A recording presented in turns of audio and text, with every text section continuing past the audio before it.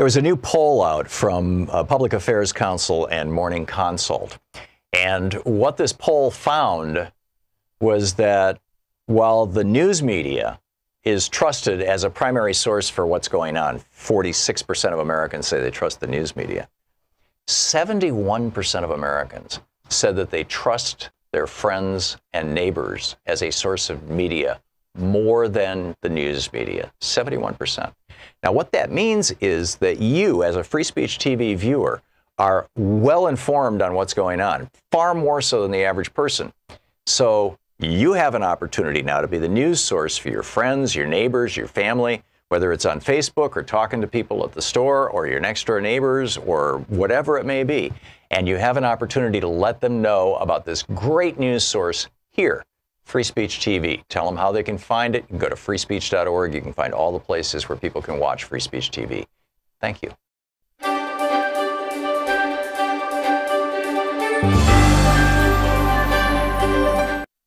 Thom Hartmann Book Club. Today we're reading from Marooned, Jamestown, Shipwreck, and a New History of America's Origin by Joseph Kelly, published by Bloomsbury. This is from the introduction titled In the Beginning. A storm at sea, waves swelling higher than the ship's deck, and wind like an axe chopping off their caps and throwing water at the heavens. So much seawater in the air, it seems it will drown the lightning. The sky pours down stinking pitch, sulphurous smell, and thunder. A brave vessel full of noble creatures climbing the waves and sliding into the troughs, its seams barely holding together. So opened Shakespeare's Tempest in a cold London theater in the winter of 1611. It was a true story. To use today's common language, Shakespeare ripped this scene from the headlines. Only there were no headlines in 1611. Newspapers had not been invented. The first English language periodical, a weekly broadsheet, was printed 10 years later, ironically enough, in Dutch-speaking Amsterdam. News of great events circulated the streets of England's towns in more entertaining, less dependable channels. Pamphlets, sermons, songs, notices posted in town squares, private letters passed from one reader to another, and rumor. Buzzing like the crowd noise preceding the play, a cacophonous, often contradictory sailors' stories seeped up from the docks of London, Southampton, and Plymouth. And plays, even those as fantastical as The Tempest, dramatized the rumors and publicized what was going on in the world. The story of storm, wreck, and redemption was the talk of England. Although a century had passed since Columbus first crossed the Atlantic, the open sea still preyed on the sailor's psyche in a way that coast-hugging Europeans had never felt. When a storm came on the Western Ocean, there was no chance of running to harbor. Voyagers were beyond the frontiers of civilization, encroaching on spaces unlit by Christianity, where dark forces reigned. Anything could happen. At the height of Shakespeare's play, a few noblemen come on deck, demanding to speak with the ship's master. "You mar our labor," the boatswain answers. "Keep your cabins. You do assist the storm." The words sound like revolution, at least on the surface. The seaman seems to be a leveler who favors meritocracy over aristocracy. "You are a counselor," the boatswain tells Gonzalo. "If you can command these elements to silence, use your authority. If you cannot, out of our way, I say." Gonzalo warns him, "Remember whom thou hast aboard." None that I love more than myself," replies the sailor. "What cares these roarers for the name of king?" Such stuff might embolden the common sort to check their supposed betters. One might think so until it's remembered that the common sort was not in the audience's play. The Tempest premiered to the elegant, enclosed Blackfriars Theater. The more democratic and open-air Globe Theater was always crowded with groundlings who stood in the pit chewing their sausages. But tickets to the indoor, winterized Blackfriars Theater, they were pricier. London's aristocracy sat in their boxes dressed in finery, and the guildsmen and craftsmen and professionals, up to perhaps 1,000 patrons, filled the rest of the audience. Rich though they were as eager as any to see on stage what they'd heard in rumor, what had happened to the Sea Venture. The players wobble strut on the stage as if in the heaving and tossing deck of that ship, while the master and boatswain shout instructions into the noise of the wind. "Take in the topsail." At all costs, they must keep steerage way. They catch just enough wind to point her bow into those rising seas. If a wave should take them broadside, it might roll the top-heavy ship until the mast kissed the water and she would not rise again. Lay her a hold. Set her 2 courses off to sea again. Lay her off. All labor for naught. The ship does not roll, but its very boards come apart, letting in the sea like a sieve. The scene ends with mariners flooding the stage, clothes dripping with salt water, crying in despair and fear. We split, we split. Farewell, my wife and children, the sailors wail. Farewell, brother. Elizabethan theater may have skimped on props and sets and special effects when judged by the standards of our own blockbuster action films. It had to rely on the words of the actors to paint the scene. As Shakespeare himself put it, the breath of those who watched the play must fill the ship's sails with wind. But Shakespeare's words, they whipped up gales in the minds of the viewers. The patrons quaked under the shock of thunder and lightning. A ship full of 150 souls split at sea in the midst of the most terrible storm, and yet every person lived. This was England's most shocking, unbelievable news. More than a year earlier, on the 15th of May, 1609, the Sea Venture set sail from London, the admiral of an impressive fleet. The Diamond, the Falcon, the Blessing, the Lion, and the Unity, as well as a Pinnace, a shallow draft boat designed for coastal exploration, too small to be named, sailed behind her, headed to Virginia, the third and by far largest resupply of 2-year-old fledgling Jamestown, England's tiny, rough-hewn, and hungry little campsite, its only toehold on the vast American continent. The flotilla was the largest and most expensive and most promising overseas expedition that England had ever organized, and 600 people crowded into the vessels would triple or quadruple the population of the colony. It seemed that all England applauded their departure. Crowds of London's ever-curious spectators, one historian explains, lined the river's banks and cheered as the 7 ships, sails billowing, flags flying, glided past them on the spring afternoon. Thom Hartmann Program. Greetings, my friends, patriots, lovers of democracy, truth, and justice, believers in peace, freedom, and the American way. Thom Hartmann here with you. And for the first hour of what's typically Anything Goes Friday, Congressman Ro Khanna is going to be with us, taking your calls, or actually is with us. He is the vice chair of the Congressional Progressive Caucus, represents California. I believe it's the 17th district, right? Yeah, there we go. And his website is Khanna, KHANNA.house.gov, and you can tweet him at RepRo, R-O, Khanna. Congressman, welcome back. Great to be back on. And I should add, if it's not self-evident, that you're with us for the hour, taking calls from our listeners on whatever topics are at the top of their minds. Our telephone number, 202-808-9925. Congressman, I'd like to just kind of kick it off with a question. I'll speak specifically of Stacey Abrams in Georgia because that story is in the news, but you and I both know this is happening in, I believe it's 27 states now are engaged in massive voter purges and have been since the early 2000s or late 90s.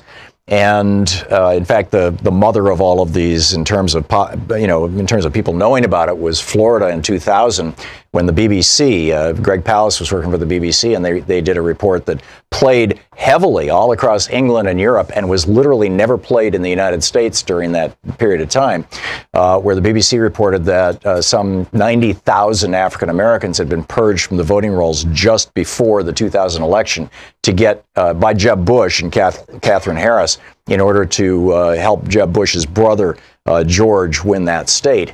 A story that if it happened in Panama or Nicaragua or Honduras, we'd be calling for the overthrow of the illegitimate government. But in any case, if Stacey Abrams loses Georgia by fewer than the 57,000 votes that Brian Kemp is refusing, people who have registered to vote, but he's refusing to put them on the rolls, or for that matter, if she loses by less than the 570,000 that he's purged from the voting rolls in the last year, or the million that he's purged from the voting rolls in the last couple of years, what should she do? What should Democratic candidates start doing if they, quote, lose an election in a state where it's really pretty clear that election was rigged, and particularly if it was rigged in ways that would have been illegal before the Supreme Court gutted the Voting Rights Act? Well, as we were talking right before the show, Tom, I think the first thing is she should refuse to concede. When Al Gore conceded to George Bush in 2000, that shaped the American public opinion. And it was Fox News, as you pointed out in our earlier conversation, who called that election prematurely for George Bush. So if this is an election that's close, under 50,000 votes, and Brian Kemp continues to refuse to recuse himself as Secretary of State, refusing to certify people who have registered perfectly legally, and that's the difference, then I don't think Stacey should concede. And it's somewhat personal. I knew Stacey back in law school, and she has been someone who has cared about civil rights and cared about economic justice since she was a law student, and she's a fighter, and I hope she won't just concede prematurely. Yeah, amen. Well, we already have calls from all over the country, so let's just dig right into it. Your calls for Congressman Ro Khanna. Noel in Corpus Christi, Texas. You're on the air with Congressman Khanna. Hi, Dr. Tom. Hi, Congressman. I'm calling because that editorial that Donald Trump put, the opinion, quote unquote, that was in the USA Today paper was in our local newspaper. They put some comments in there saying this is only an opinion, yada, yada, yada. I called them, complained about it, because I think any opinion from the office of the president is different than any other opinion. I have not seen a rebuttal. I'm hoping there is one that the Democrats and the progressives are going to put out, and I'd like to get a copy and put it in our local paper at least. Is there any information about that? Yeah, I'm guessing, by the way, Noel, your local paper is probably owned by Gannett, the company that owns USA Today. They own smaller papers all over the country. They are a subsidiary of USA Today, yes. Yeah, okay. Congressman?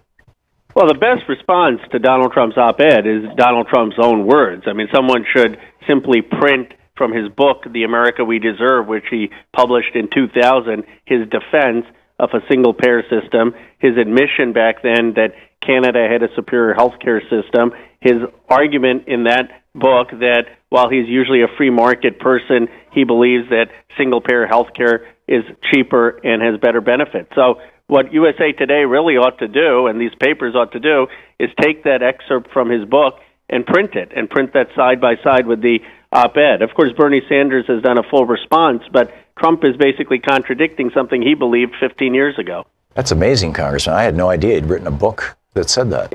He did. It's in America We Deserve, and he actually says, I think Canada has a better healthcare system than we do. I'm usually a free market person, but when it comes to healthcare, I think a single-payer system is better. And I really think the Democrats need to be pointing this out more, that this was Donald Trump's own view back in 2000. That is incredible. Joe in Cupertino, California. You're on the air with Congressman Khanna. Good morning, Tom. Good morning, Congressman. I'm really interested in trying to follow up. I made contact with your office, and I got a really nice letter in regards to your support of what's going on with the Kavanaugh thing. But, yesterday I saw Senator Harris interviewing Christopher Wray, and I was dismayed. I think that with Merrick Garland accusing himself from hearing this referral, and his admission that the scope and limitations set by the White House over the Kavanaugh confirmation hearings really concerns me now. Tom has talked about packing the court with more Supreme Court people, but I don't believe we should concede this nomination or this appointment to the Supreme Court with what's sitting out in front of us. I believe Dr. Ford. And I'd like to know, as a Yale graduate, what you think about the fact that they were in the same class together, that being Christopher Wray and Kavanaugh, and how he can not recuse himself in the what appears to be a conflict of interest. And I just wonder what action you can take or who you can persuade to continue to run this to ground, because I think the Supreme Court deserves to be fully staffed with competent people, not just whoever's picked. And I'll wait for your answer. Thank you, sir. Amen. Congressman, did you graduate from Yale Law School?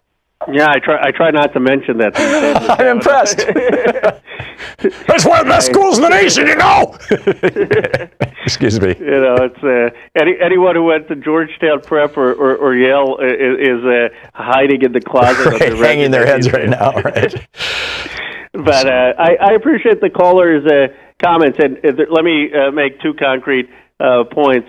First, Jerry Nadler, who hopefully will be chairing the Judiciary Committee, has said that we are going to continue to investigate the matter, and the House Judiciary Committee will have tremendous power over this. Nancy Pelosi has said that the FBI report ought to be declassified, and ought to be made public, that we're going to subpoena we're going to subpoena the FBI. We're going to try to do our own investigation to get to the bottom of this.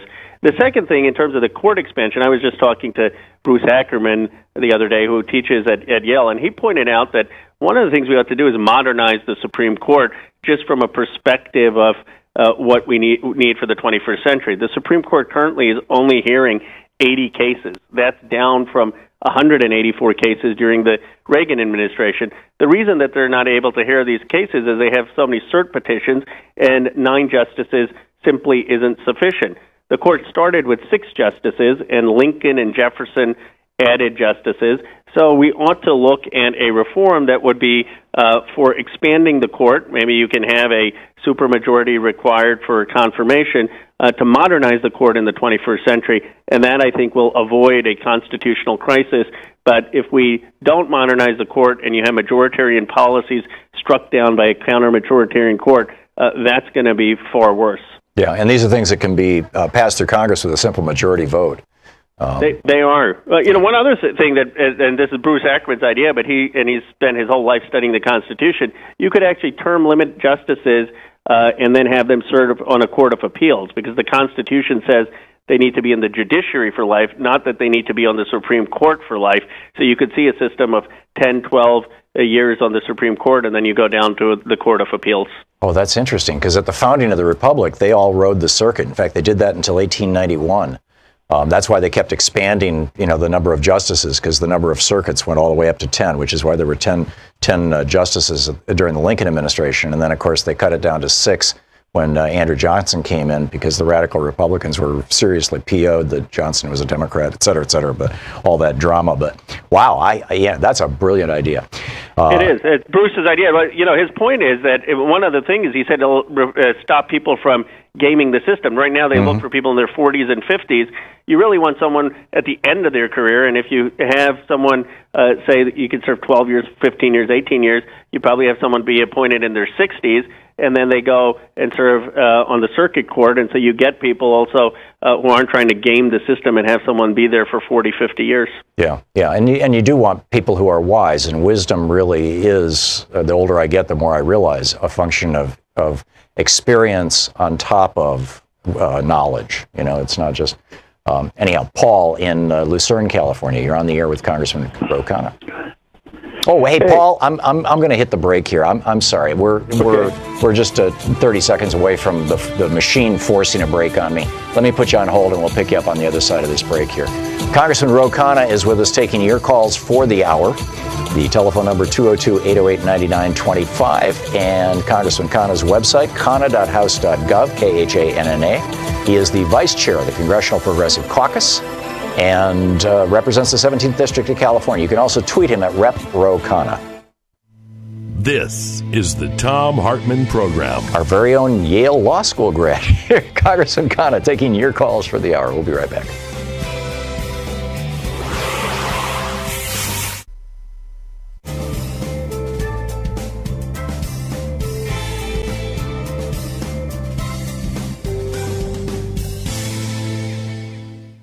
And welcome back. And Paul, you're watching us on Free Speech TV, where you're still with us. So what's your question for Ro Khanna, for Congressman Khanna?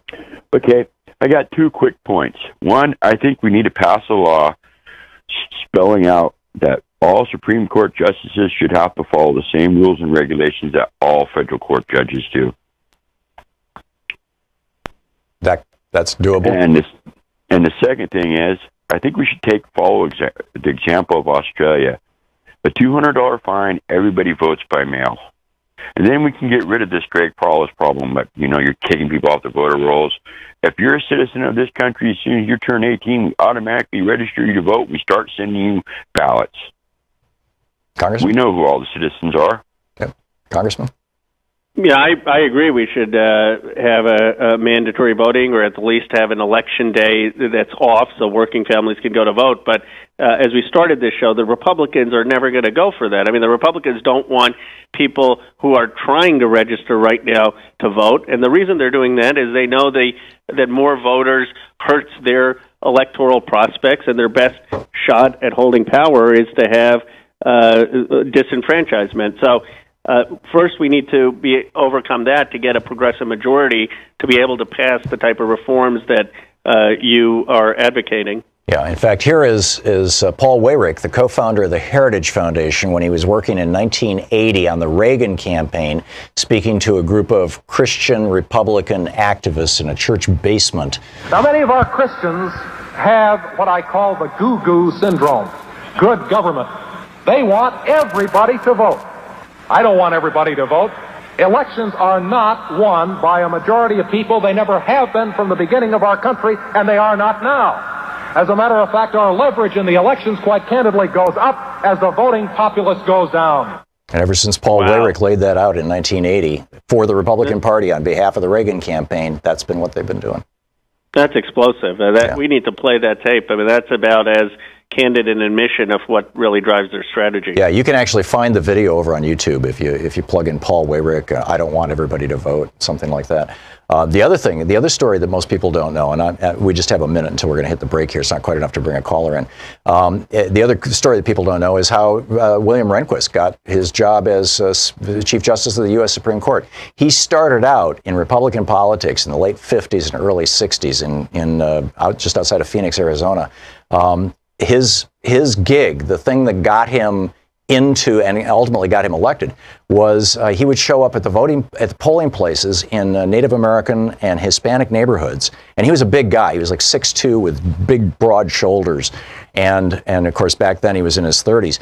He would stand outside those polling places and he was a lawyer, and he was very, he had a very loud voice, and he would challenge voters. He'd say, are you a citizen? Are you sure you're, and just scare the hell out of people. And they would, and pretty soon the polling places were just emptied.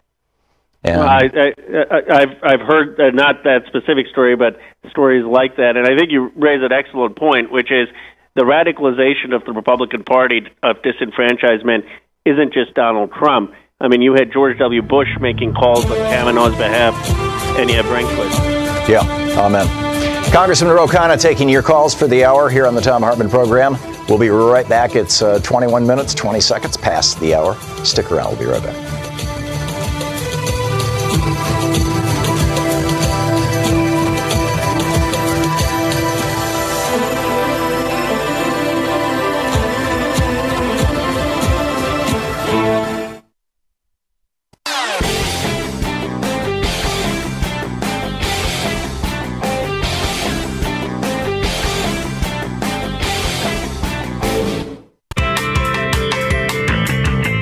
Welcome back. Congressman Ro Khanna is with us taking your calls for the hour. And Ron in Berrien Springs, Michigan. You're on the air with Congressman Khanna. Hello, Tom and Congressman. Congressman, last election for president, 70 to 80,000 votes were not counted in Detroit and Flint, Michigan, according to Greg Palast. Those are votes that would have went to the Democrats. Because of the domination of the Republican Party, the House, the Senate, and the state and the Supreme Court, they don't have to count votes. They can poison the people of Flint, Michigan, who are predominantly minorities, and get away with it. How do we win the election? Besides going out and voting and hoping, I'm predicting they're going to steal the Democratic senator seat, Peters, by the same count, by not counting the vote if it goes against them, and counting if it does go for them. Well, in 2016, they purged running for the Senate. Yeah, they purged like 200,000 voters, just in the state of Michigan, just before the election in 2016. Anyhow, Ron, thank you. Congressman? Ron, you're right to raise the concern. I think the real scandal of 2016, even more than Russian interference, was the disenfranchisement of minority communities in battleground states, in Michigan, in North Carolina, in Wisconsin. Hillary Clinton would have won overwhelmingly if those voters had been able to vote. Many were turned away on Election Day or weren't purged from their roles. Now, how do we deal with that? We, shouldn't concede if there are actual questions of votes not being counted. Two, we need to be far more vigilant, like we were during the Civil Rights era, and recognize that even though John Lewis, my colleague, was beaten on the Edmund Pettus Bridge in 1965 for these rights, that in the year 2018, we still have a lot of work to do, and we can't be naive in thinking that the struggle for voting rights has been won. We really need to be marching, protesting, and vigilant in monitoring these elections going forward. Elizabeth in Ashland, Oregon. You're on the air with Congressman Khanna. Hello? Elizabeth, you're on the air. Thank you very much. I'm a resident of Oregon for the past 12 years, and we have voting by mail. And the only criticism I've ever heard of voting by mail is that some people are sentimental about going to the polls. But I'm sentimental about staying home with my feet up and studying the book and the issues and the who is supporting whom and what, and voting by mail. It's so much simpler. Thank you very much. Thank you, Elizabeth. Congressman? Well, Elizabeth, I agree with you. In California, we have vote by mail as well, and we have now the California legislature paying for the postage, so people don't have to pay for the postage of their ballots. And you have almost a 3 to 4 week window in which to return your ballots, and that has done a tremendous amount to increase voter participation. So I'm for any type of reform like that can increase voter participation. Has California joined Oregon and Washington State in actually closing all the statewide polling places and going exclusively vote by mail, or is that just an option? It's just an option. You still can vote on Election Day, but in my district, I would think about 50-60% have voted by mail before Election Day itself. Wow, that's remarkable. That's great. Pat in Linwood, Washington. Hey, Pat, you're on the air with Congressman Khanna. Hi there. Thanks so much for taking my call. I just wanted to mention there's a book I read recently by a fellow named David Ferris called It's Time to Fight Dirty, How Democrats Can Build a Lasting Majority in American Politics. Really good book. He's got a lot of great ideas in there. A lot of it is, pretty hopeful stuff. But the first thing we need to do is win in the midterms. But I just hope that, if and when, I got a lot of anxiety about these midterms, but if and when we do win, that we're ready with some legislation to immediately do some things about voting rights in this country. The Constitution's silent on voting. It's been left to the states, and we've seen what's happened there. Yep. Pat, we have 30 seconds to the break. Let's get Congressman Khanna's response, okay? We need to be ready to go just with a National Voting Rights Act, making voting day a holiday. Yeah. I completely agree with you, and we can't underestimate the midterms. Just yesterday, someone said that they're dropping $4 million, the Koch brothers, in a race in Nevada. The Republicans are not going to give up the control of the House without a fight, and we're going to see a lot of dark money come in a last-minute effort for them to try to save their majority. So it's going to be a fight till the end. Yeah, they committed $300 million to this race. And then Shelley Adelson, of course, has been pouring money through Paul Ryan's super PAC. With just, how do you combat these openly deceptive ads? It's a huge challenge. I mean, we've got to. That's why we need to win these things with grassroots, social media, and getting the word out. But we're going to have candidates outspent by millions of dollars in the last 2 weeks. Yeah, amen. Congressman Ro Khanna answering your calls right here on the Thom Hartmann Program. Our first hour of Anything Goes Friday. We'll be back with more of your calls for Congressman Khanna right after the news here at the bottom of the hour. You're listening to the Thom Hartmann Program. Call 202-808-9925. Congressman Khanna's website is Khanna, KHANNA.house.gov. You can tweet him at Rep. Ro Khanna.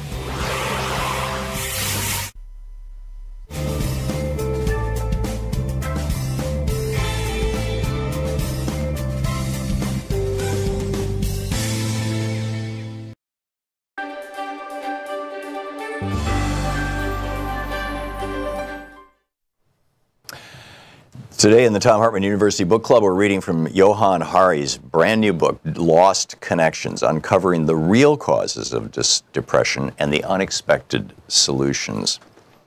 So he starts out talking about how he had been on antidepressants for most of his life, from his teenage years into his 30s. And then he says, then when I was 31 years old, I found myself chemically naked for the first time in my adult life. For almost a decade, I had been ignoring my therapist's gentle reminders that I was still depressed despite my drugs. It was only after a crisis in my life, when I felt unequivocally terrible and couldn't shake it off, that I decided to listen to him. What I had been trying for so long wasn't, it seemed, working. And so when I flushed away my final packs of Paxil, I found these mysteries waiting for me, like children on a train platform waiting to be collected, trying to catch my eye. Why was I still depressed? Why were there so many people like me? And I realized there was a third mystery hanging over all of it. Could something other than bad brain chemistry have been causing depression and anxiety in me and in so many people all around me? If so, what could it be? Still, I put off looking into it. Once you settle into a story about your pain, you're extremely reluctant to challenge it. It was like a leash I had put on my distress to keep it under control. I feared that if I messed with the story I'd lived with for so long, the pain would be like an unchained animal and would savage me. Over a period of several years, I fell into a pattern.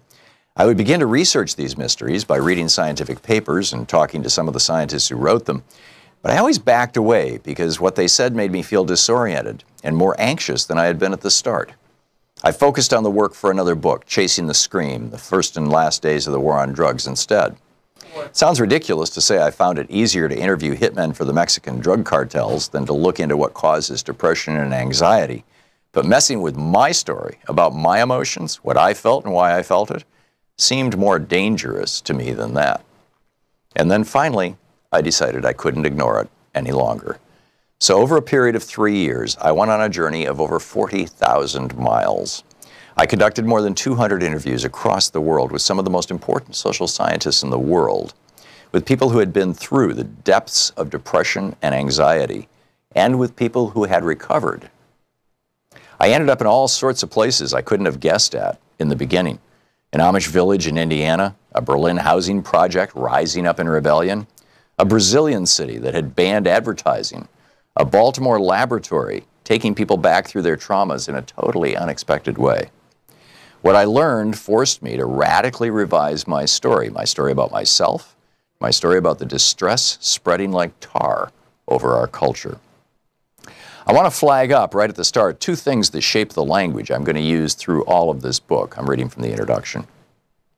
Both were surprising to me. I was told by my doctor that I was suffering from both depression and acute anxiety. I had believed those were separate problems, and that is how they were discussed for the 13 years I received medical care for them. But I noticed something odd as I did my research. Everything that causes an increase in depression also causes an increase in anxiety, and the other way around. They rise and fall together. It seemed curious, and I began to understand it only when, in Canada, I sat down with Robert Kohlenberg, a professor of psychology. He too once thought that depression and anxiety were different things. But as he studied it for over 20 years now, he discovered, he says, that the data are indicating that they're not distinct. In practice, quote, the diagnoses, particularly depression and anxiety, overlap, end quote. Sometimes one part is more pronounced than the other. You might have panic attacks this month and be crying a lot next month. But the idea that they're separate in the way that, say, having pneumonia and having a broken leg are separate is not borne out by the evidence. Robert's side of the argument has been prevailing in the scientific debate recently. In the past few years, the National Institutes of Health, the main body funding medical research in the United States, has stopped funding studies that present depression and anxiety as different diagnoses. They want something more realistic that corresponds to the way people are in actual clinical practice, he explains. I started to see depression and anxiety as like cover versions of the same song by different bands. Depression is a cover version by a downbeat emo band, and anxiety is a cover version by a screaming heavy metal group. But the underlying sheet music is the same. They're not identical, but they're twinned. The second insight comes from something else I learned as I studied these 9 causes of depression and anxiety that he writes about in this book. Whenever I wrote about depression and anxiety in the past, I started by explaining one thing. I am not talking about unhappiness. Unhappiness and depression are totally different things. There's nothing more infuriating to a depressed person than to be told to cheer up or to be offered jolly little solutions as if they were merely having a bad week. It feels like being told to cheer up yourself by going out dancing after you've broken both your legs. But as I studied the evidence, I noticed something that I couldn't ignore. The forces that are making us depressed and severely anxious are, at the same time, making even more people unhappy. It turns out that there is a continuum between unhappiness and depression. They're still very different in the same way that losing a finger in a car accident is different from losing an arm, and falling over the street is different from falling over the cliff. But they are connected. The book Lost Connections by Johann Hari. Want to connect with the show online? You can find the Thom Hartmann Program on Facebook, Twitter, and Instagram.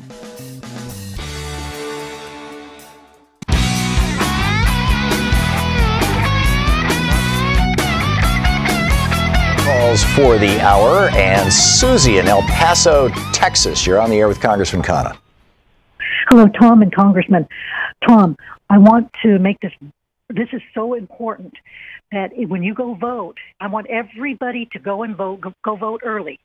And when you go into the polling place and they tell you that your name is not on the list, request, make it known, say, I want to vote on a provisional ballot. Vote on that provisional ballot, seal it in an envelope. Then you seal it in another envelope, and on that outside envelope, you put your name and address and all the required information. And your vote has to count because you are a registered voter. You were just taken off the voter list. That gets you re-registered. No, Susie, it doesn't. That does not get you re-registered. Forgive the interruption, but it does not. If you cast a provision, for example, when John Kerry conceded because of the Ohio vote, he lost by about 120,000 votes. As I recall, there were over 160,000 provisional ballots that had not even been opened. Provisional ballots are only counted if after the election, it varies from state to state, but in most states you have to go physically to the office of whoever, the county registrar or the Secretary of State, depending on the state. You have to go physically to the office with your passport, your birth certificate, all the other stuff that you need to re-register and prove that you are who you say you are. And then sometimes in some states your vote will be counted, but this will be long after Election Day. So yes, vote provisional ballots, but it is not what you're describing, Susie. Well, I worked the elections, Tom. In what state? In Texas? In the state of Texas. And they give you provisional ballots and they give curbside ballots because if somebody's in the car and they cannot get out to the polls to vote. Right. Susie, please check. I mean, it's possible that Texas is the only state in the union that does that. But to the best of my knowledge, there is no state where filling out a provisional ballot is the same thing as registering to vote or making sure that you're registered. And I believe that even in Texas, the provisional ballots are not counted. Susie, I just, if I'm wrong, I will correct myself by the end of the show. But I'm virtually 100% certain that I'm right. 20 years. I've done this for 20 years, Tom. That's why I'm telling people to go vote provisional ballot. In Texas, okay. Anywhere, all 50 states. Okay. They have provisional ballots. Yeah, and they're placebo ballot. Anyhow, Congressman, your thoughts on this? What do you know about this? Well, I think Susie's animating principle that everyone needs to vote early is right, but I wouldn't encourage people to be voting provisional. I think they need to be registered and voting because, Tom, you're right that provisional ballots aren't counted until after the election day. Many times candidates have already conceded or the media has already called the election. I do think we need lawyers and advocacy to try to make sure those provisional ballots are counted. But, Tom, my understanding is that it's very hard to get those provisional ballots counted, and often they don't get counted. So that's something that we need to fight for. But Susie's point that we need people going and voting early, and we need people aware that the tactics that folks are going to go to disenfranchise them, I think, is the important takeaway. Yeah. Linda in Deerfield Beach, Florida. You're on the air with Congressman Khanna. Hi. Thank you, Congressman and Tom, for taking my call. I wanted to hit you with a real quick fun fact. The federal judge rules against extending voter registration down here in Florida. Judge Robert Hinkle said, nope, you're not going to. It hit where the hurricane hit, the Panhandle. All right. He said, nope. Yeah, wasn't that nice? Well, Tallahassee is a progressive city, isn't it? We can't let that happen. Yeah. We can't let people vote there. Well, forgive the interruption. Town. Right. College and Gillum happens to be from Tallahassee. So, I mean, these folks know exactly what they're doing and who they're trying to disenfranchise. Absolutely, the young voters. But my other question was, and I don't know if you know anything about this because Congressman Pocan said that they're putting a committee together for the Teamsters pension. I'm one of those many 400,000 pensioners, and they're talking about now cutting Medicare. They're now talking about Social Security. I'm almost 60, Congressman. I can't make this money up. I was supposed to get $1,400 a month, and now I'm not even going to get Social Security on top of it. How long do they want me to work? I mean, I'm just asking, have you heard anything on our pension plan, the Teamster pension plan? I appreciate you raising it. I have. And Mark Pocan and Rich O'Neill, who's going to be hopefully the chair of the Ways and Means Committee, and Tim Ryan, all have been working on this. There's a House bill to protect and shore up pension plans. It's just wrong for people like you to work their whole lives and then see their pension not be there for them. And so this is going to be a priority for House Democrats, and it's a priority, frankly, that progressives and more moderate Democrats share. It's a consensus view. So I'm quite optimistic once we get back to House that we should be able to get something done. Ted in Gig Harbor, Washington. You're on the air with Congressman Khanna. Hi, thanks for taking my call. My question is, if we knew about voter suppression and purging back in 2000, how come it wasn't emphasized or brought to light prior to the 2016 elections? And what can be done now? And can't we sue the states for these kind of activities? Well, I think candidly, one, we were probably overconfident in our ability to win in 2016. I certainly didn't think Donald Trump would win, and I don't think many people in the party thought he would. And so we didn't do enough. And there was probably a complacency about how much people had already been enfranchised and how much we had already won these voting rights battles. And what we saw in 2016 was that's a very naive view. And the voting rights struggle is still very much alive. So I think the experience of 2016 has woken people up and made people far more vigilant. Leonard in South Pasadena, California. You're on the air with Congressman Khanna. Hi, thanks for taking my call. You know that Citizens United, they say money is free speech. If that's true, then we have no free speech. We can't afford it. Congressman? Well, I agree. I mean, that's one of the biggest challenges, that the loudest voices are those who have the most funding. Ref Feingold and I have proposed democracy dollars, which would make every voter a donor. And what we've said is the way to beat special interest money is give every voter $50 that they can spend as a credit on a presidential, Senate, or House election. That would dwarf all of the special interest money that is currently in play. But we definitely need some dramatic change in our campaign finance system to give ordinary voters and citizens a voice again in our democracy. Claire in Fort Worth, Texas. Hey, Claire, you're on the air. Hi. Oh, wait. Yep, that's you. Cut off the speaker. Thank you. Cut off the speaker. That's okay. You're on the air with Congressman Khanna. Thank you. I wanted to comment on the previous caller from Texas about provisional ballots and registering. You are quite right about registration. Our cutoff was Tuesday. If I don't find someone on the registration book, then I will look them up. And if I can't find them in the county, then in my thing, I will then call elections to see if there's some stray registrations that didn't make it to the book. And they will tell me if that person's not on the ballot, and if they've been purged, they will tell me why and how it happened, at which point I can't offer them a provisional ballot because it's been verified.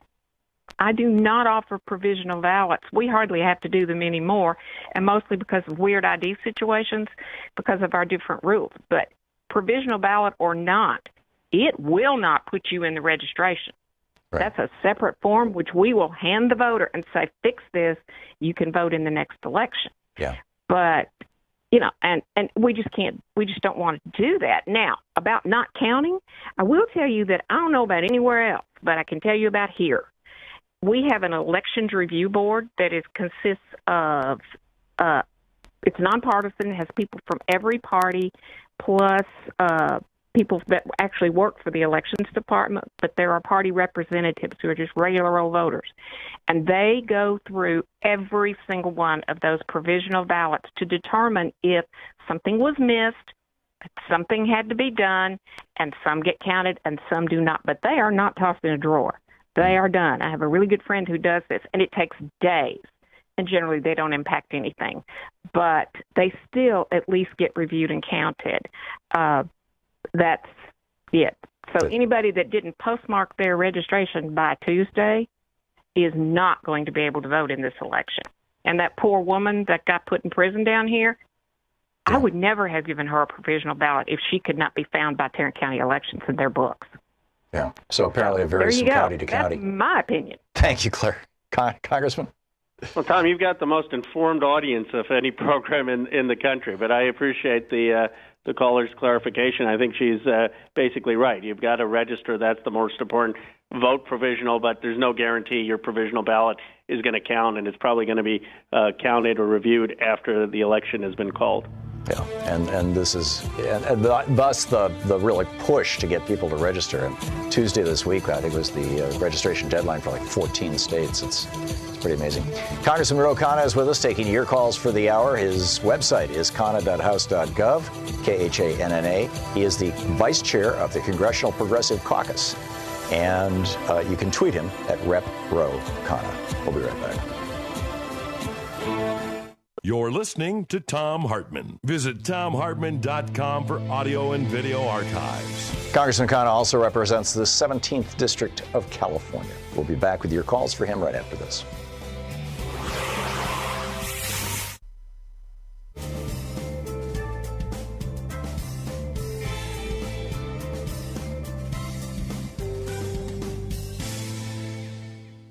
And welcome back.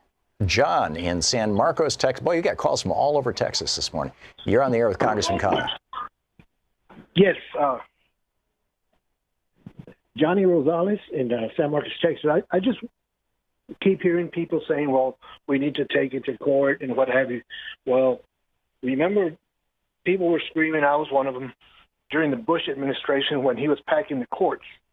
Now we have a president who's put in over 80 life-appointed judges. How are we going to get any real idea that the courts are working for us if they're packed?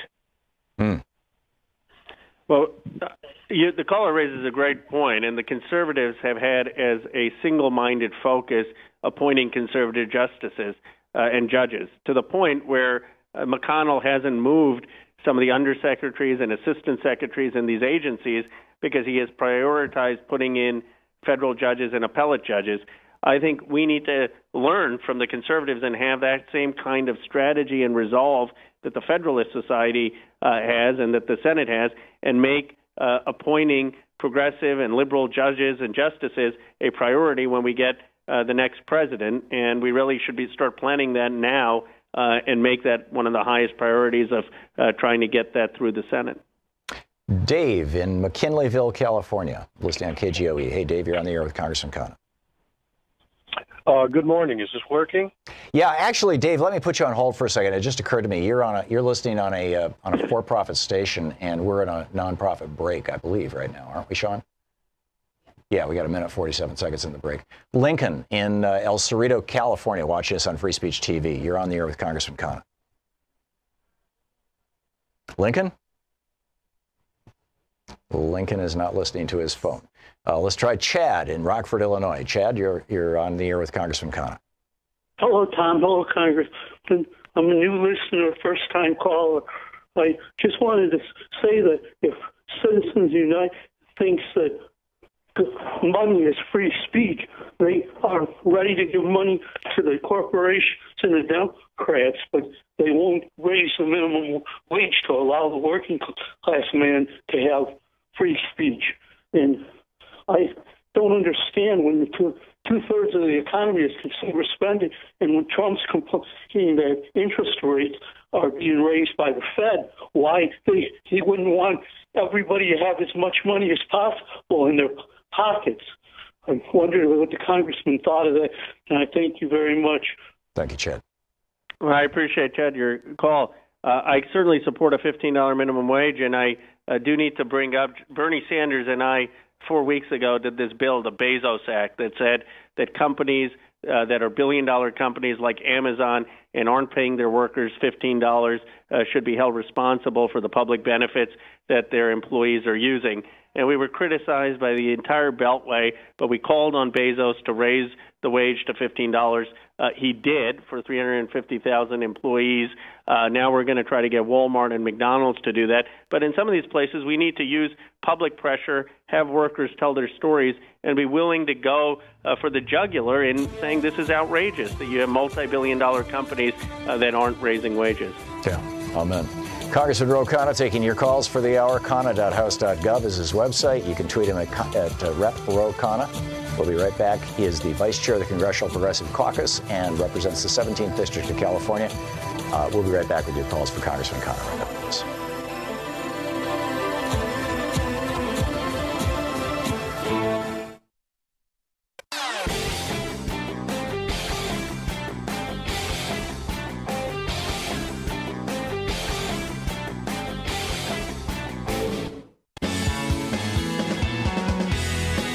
Congressman Ro Khanna taking your calls for the hour, and Dave listening on KGOE, our affiliate. Whoop, Dave just hung up the phone.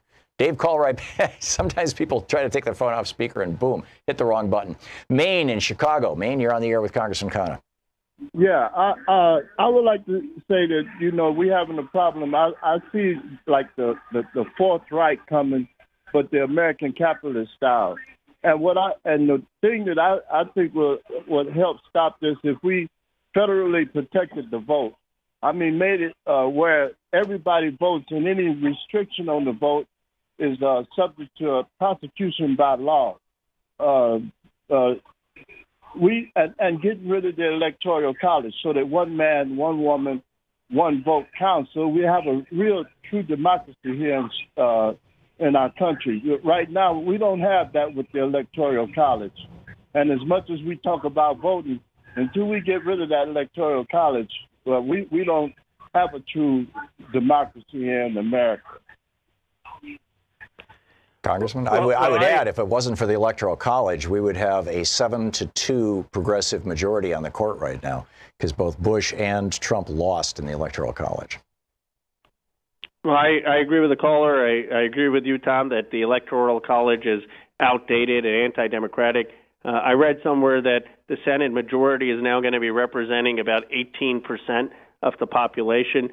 So we do have these structures that are not reflective of the popular will. The only thing we can do in the onslaught of money in these anti-democratic structures is to mobilize and to get out and vote and to organize in a way that can overcome the concerted power on the other side. It's a fight for the soul of our democracy. Lincoln in El Cerrito, California. You're on the air with Congressman Khanna. Lincoln? Oh, hello there. Hey, you're on the air. I didn't hear my name. This is Lincoln Payne. Yeah, you're on the air. Hi there. I'd like to talk about shifting the burden of taxation from corporate America to the wealthy. Money, income, profits are not actually wealth until they arrive at the individual. I think that the Democrats could steal a serious march on the Republicans by actually calling for a reduction of corporate income tax, not other taxes, but corporate income tax, and beginning a return to the progressive tax structure on the wealthy that we had before Nixon. Congressman, I would like to add to what Lincoln said, and that is that that sales pitch for no corporate taxes, which has been coming from the Libertarians and the Koch brothers for a long, long time, ignores the fact that corporations use our commons, which is what taxes pay for. Corporations use, they've got an educated workforce by virtue of our public schools. They get to work via public roads. They use the same infrastructure, electricity, telephones, everything, all these rights of way that we collectively own. And that, in fact, you could make the argument, depending on the industry, and that might be a way to adjust taxes, corporate income taxes, or even just taxes in general. They actually probably, in many cases, particularly the polluting industries, have a much greater impact on the commons than individual voters do, and or even individual billionaires do. So I think I can make an argument that we should raise corporate taxes back, back to where they were back, during the Eisenhower administration. 1/3 of the total income to the federal government was from corporate taxes. Now it's down to 11%. Your thoughts? I agree with you, Tom, and that the corporate there's no argument for the corporate tax cuts that the Republicans passed. They also are, by the way, the top corporations are consuming the most energy, contributing to climate change. Most of these corporations, the effective tax rate is 10%, in some cases 0%, where they're paying no corporate tax because of all of the deductions.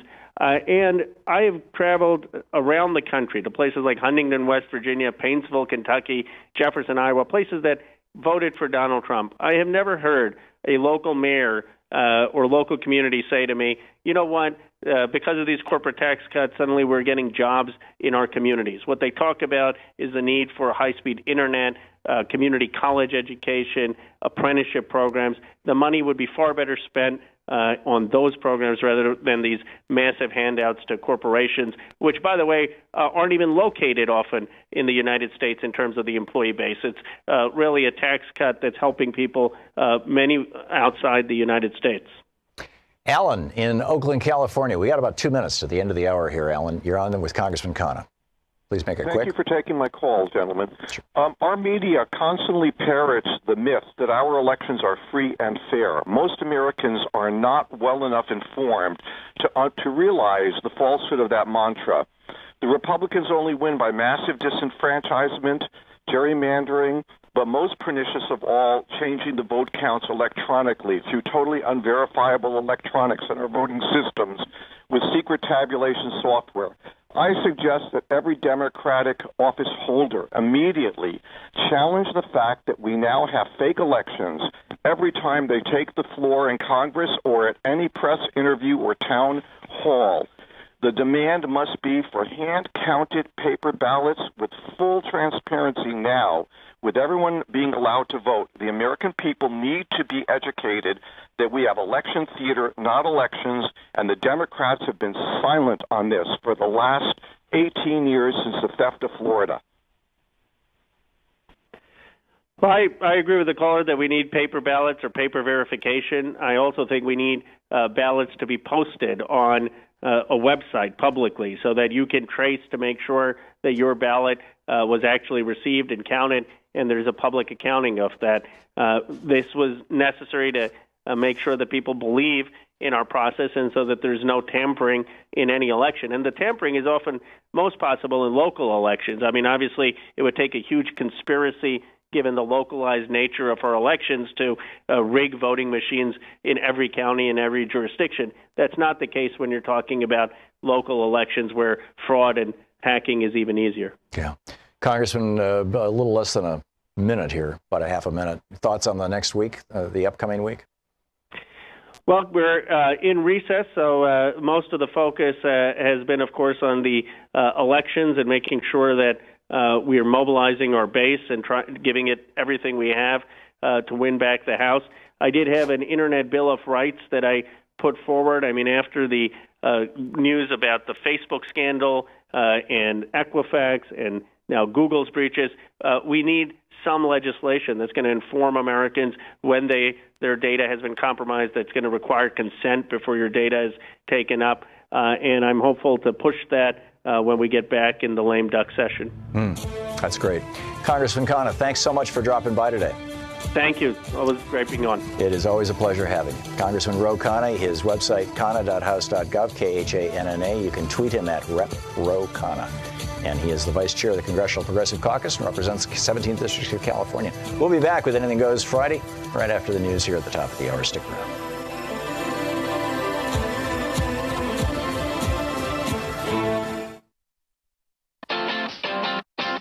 You're listening to Thom Hartmann.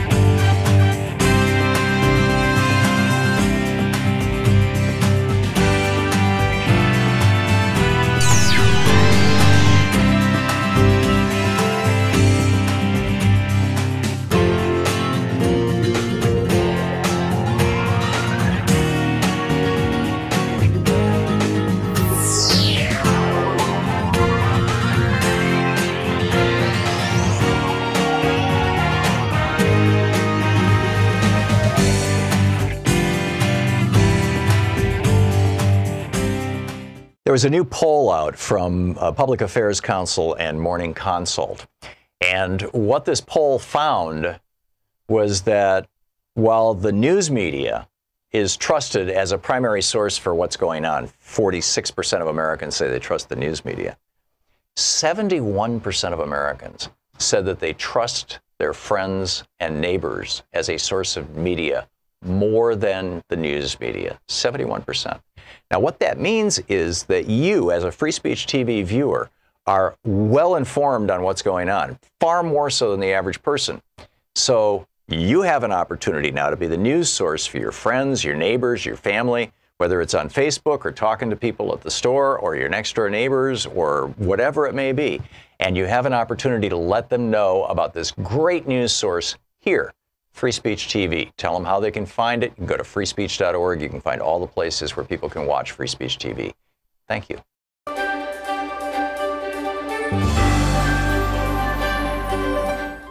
We're reading today from Tailspin, The People and Forces Behind America's 50-Year Fall and Those Fighting to Reverse It by Stephen Brill. This is from the first chapter, The Protected and the Unprotected. Is the world's greatest democracy and economy broken? Not compared to the Civil War years or to the early 1930s, and not if one considers the miracles happening every day in America's laboratories, on the campuses of its world-class colleges and universities, in offices and lofts full of developers creating software for robots or for medical diagnostics, in concert halls and on Broadway stages, or at joyous ceremonies swearing in proud new citizens. And certainly not if the opportunities available today to women, non-whites, and other minorities are compared to what they faced as recently as a few decades ago. Yet measures of public engagement, satisfaction, and confidence, voter turnout, knowledge of public policy issues, faith that the next generation will have it better than the current one, and respect for basic institutions, especially the government, are far below the levels of a half-century ago, and in many cases have reached historic lows. So deep is the estrangement that 46.1% of American voters were so disgusted with the status quo in 2016, they chose to put Donald Trump in the White House. It is difficult to argue that the cynicism is misplaced. From the relatively small things that Americans are now navigating through, an average of 657 water main breaks a day, for example, to the core strengths that once propelled America, it is clear that the country has gone into a tailspin since the post-war years, when John F. Kennedy's New Frontier was about seizing the future, not trying to survive the present. The celebrated American economic mobility engine is sputtering. A child's chance of earning more than his or her parents has dropped from 90% to 50% in the last 50 years. The American middle class, once the inspiration of the world, is no longer the world's richest middle class. Income inequality has snowballed. Adjusted for inflation, middle-class wages have been nearly frozen for the last 4 decades, and discretionary income has declined if escalating out-of-pocket health care costs and insurance premiums are counted. Yet earnings by the top 1% have nearly tripled. The recovery from the crash of 2008, which saw banks and bankers bailed out while millions lost their homes, savings, and jobs, was reserved almost exclusively for the top 1%. Their incomes in the 3 years following the crash went up by nearly a third, while the bottom 99% saw an uptick of less than 0.5%. Only a democracy and an economy that has discarded its basic mission of holding the community together, or failed at it, would produce those results. Most Americans with average incomes have been left largely to fend for themselves, often at jobs where automation, outsourcing, the near vanishing of union protections, and the boss's obsession with squeezing out every penny of short-term profit have eroded any sense of security. Self-inflicted deaths from opioid and other drug abuse, alcoholism, and suicide are at record highs, so much so that the country's average life expectancy has been falling despite medical advances. Household debt in 2017 had grown higher than the peak reached in 2007 before the crash, with student and automobile loans having edged toward mortgages as the top claims on family paychecks. The world's richest country continues to have the highest poverty rate among the 35 nations of the OECD, except for Mexico. It is tied in second to last place with Israel, Chile, and Turkey. Nearly 1 in 5 of America's children live in households that the government classifies as food insecure, meaning they are without, quote, access to enough food for an active, healthy life, end quote. Beyond that, few of the basic services seem to work as they should. America's airports are an embarrassment, and a modern air traffic control system is 25 years behind schedule. The power grid, roads and rails are crumbling, pushing the United States far down international rankings for infrastructure quality. Despite spending more on health care and K-12 education per capita than any other developed country, health care outcomes and student achievement also rank in the middle or worse internationally. The U.S. has the highest infant mortality rate and lowest life expectancy among its peer countries. And among the 35 OECD countries, American children rank 30th in math proficiency and 19th in science. American politicians talk about American exceptionalism so habitually that it should have its own key in their speechwriter's laptop. Is this the exceptionalism they have in mind? The operative word to describe the performance of our lawmakers in Washington, D.C., responsible for guiding what is supposed to be the world's greatest democracy, is pathetic. Congress has not passed a comprehensive budget since 1994. Like slacker school children unable to produce a book report on time, the country's elected leaders have fallen back instead on an endless string of last-minute deadline extensions and piecemeal appropriations. Legislation to deal with big long-term challenges like climate change, the mounting national debt, or job displacement are pipe dreams. It is as if the great breakthroughs of the past, marked by bipartisan signing ceremonies in the White House, the establishment of the Federal Trade Commission, Social Security, interstate highways, the Food and Drug Administration, Medicare, civil rights legislation, the EPA, are part of some other country's history. There are more than 20 registered lobbyists for every member of Congress. Most are deployed to block anything that would tax, regulate, or otherwise threaten a deep-pocketed client. Money has come to dominate everything so completely that we send to Washington, well, it continues. You get where it's going. Tailspin by Stephen Brill. Want to connect with the show online? You can find the Thom Hartmann Program on Facebook, Twitter, and Instagram.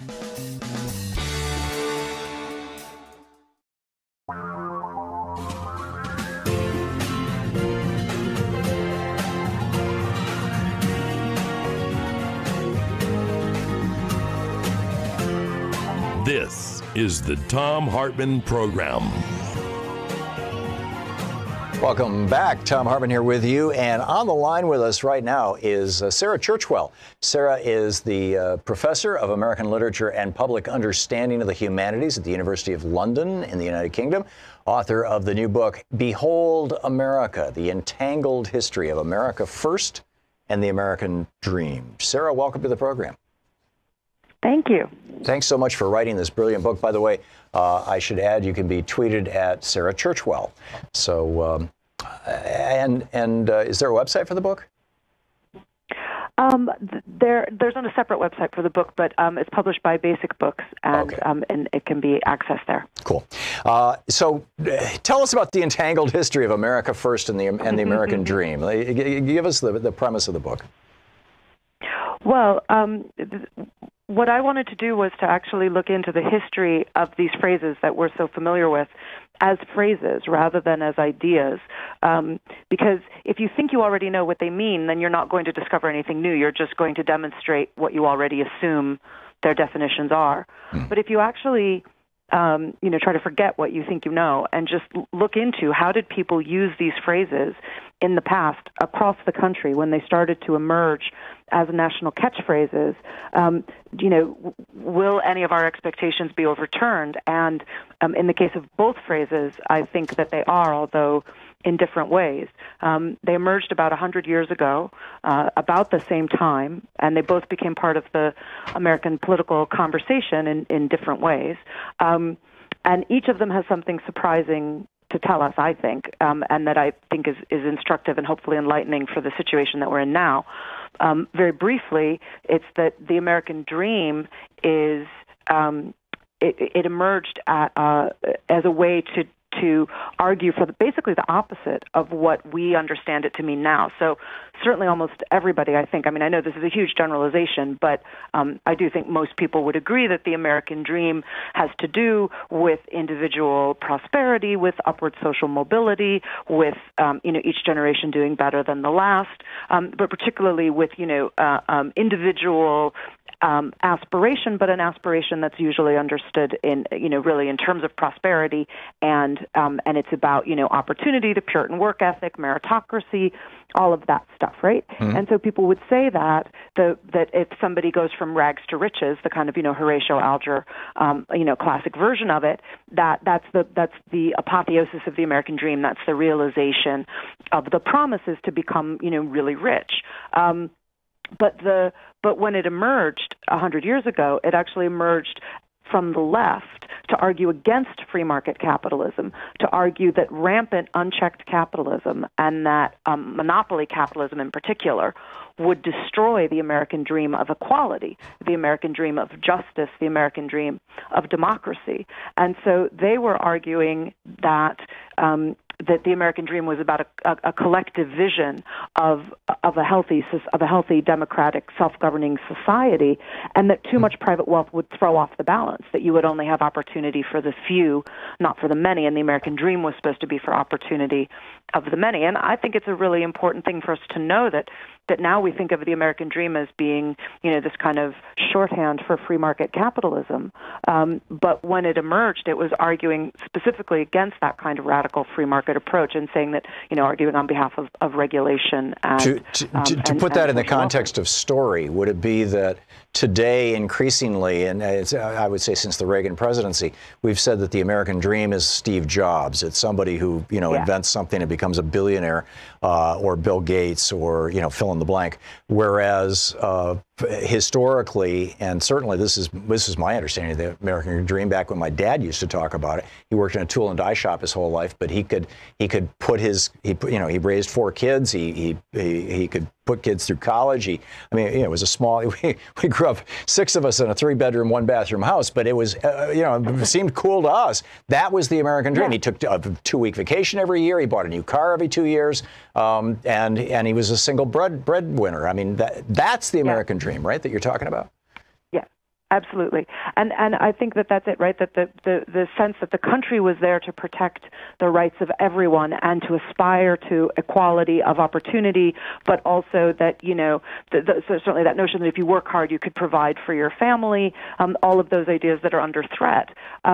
But they've always been threatened by inequality, and when too much wealth is in the hands of too few people, that opportunity constricts for everybody else.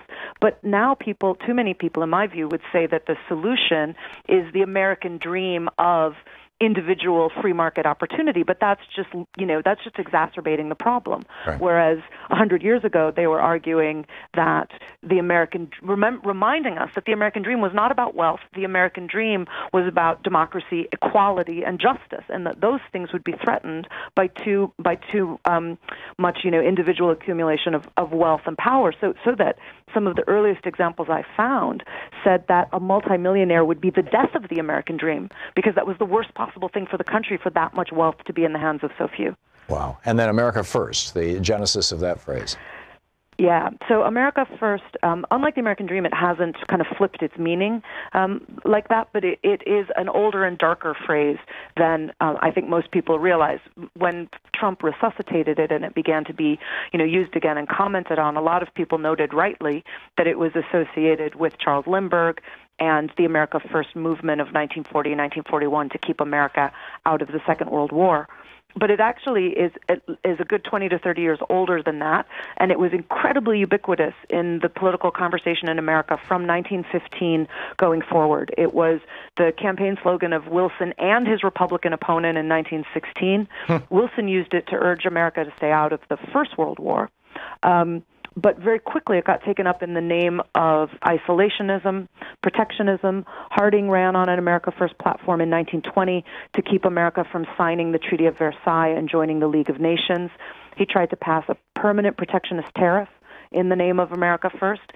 And throughout the 1920s, again, in the name of America First, there were sweeping anti-immigration laws that were passed that were ruthlessly ethnic in their thinking, and indeed eugenicist, and that those were the immigration laws that established quotas of different ethnic communities. It was known as the National Origins Act. So only a certain number of people from a given ethnic origin were going to be allowed into the country, and that law held from 1924 to 1965. That was in the name of America First. So it was, as it is now, a way of talking about isolationism and protectionism. But at the same time, it became associated with the rising power of the Ku Klux Klan, which, of course, was very dominant in the 1920s. And they would carry America First banners. They took out advertisements saying that they were the America First Party. And they, they actually tried to copyright the slogan at one point. I mean, that was how much they kind of associated themselves with it. The thing that, and I think, people know that if people on social media and in journalism have commented on the fact that the KKK is associated with America First. I think much less well known is that at the same time in the early 1920s, when Mussolini was taking power in Italy, of course, that was when the word fascism entered the English language, was when Mussolini was using it. And what I found was that in this conversation around the country that was happening in the early 1920s, people were trying to understand what this new organization, the KKK, was all about. And they were also trying to understand what Mussolini's fascism was all about, maybe separately, right? But that was another thing to try to explain to your readers and for, people to try to understand. And when people were trying to define these two things, they defined them in terms of each other. So what they said over and over again was, if you want to understand what the KKK stands for, it's basically what Mussolini is doing, but in America. Or if you want to know what Mussolini is doing, it's basically America First, but in Italy. It's Italy First. And they constantly treated them as synonymous and reciprocal.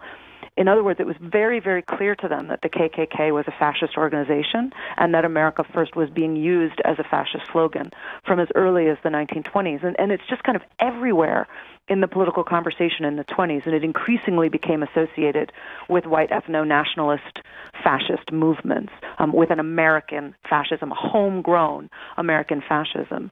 And, I don't know about you, but when I was growing up, I wasn't learning about American fascist movements. I wasn't learning about the history of American Nazi movements. I wasn't really learning about the true horrors of the Ku Klux Klan and what they perpetrated. We learned about burning crosses. I didn't learn in school about spectacle lynching and about the fact that the KKK burned people alive up through at least 1934. And that was associated with ideas like America First.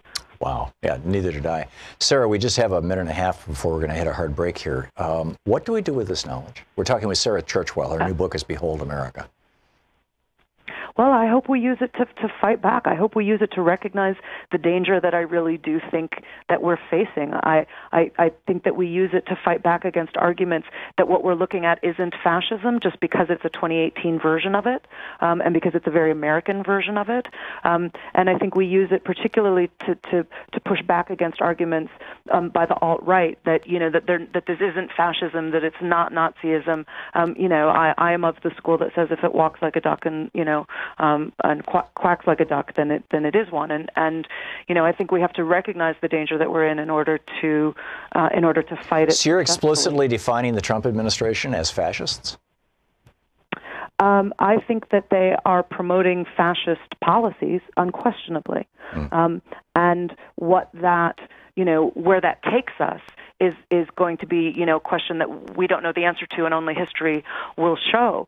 But there are certainly some of the policies that they are supporting, particularly the white nationalist policies that they are supporting, they are fascist. And the authoritarian policies that they're trying to implement, some of those just are fascist policies. They are recognizably fascist. And the cult of personality that he's developing is recognizably fascist. The ways in which he wants the crowds to, whipping up their emotions and always against a different, demonizing groups of people, right. And saying that they're the enemy of the people. Again, this is straight out of the fascist playbook, and we have to recognize it as such. Just because it sounds horrendous or rude or people think it's exaggerated or alarmist, I can't see the downside to being alarmist. I would rather be alarmed and proven wrong than say there's nothing to worry about and then proven wrong the other way. And wake up in a fascist country. Yeah. Behold America is the book. Sarah Churchwell is the author. The subtitle, The Entangled History of America First and the American Dream. It's brilliant. Sarah, thanks so much. Thank you very much. My pleasure. Great having you with us. I learned a lot. We'll be right back. This is the Thom Hartmann Program. We'll be back with your calls on Anything Goes Friday and some of the news of the day right after this.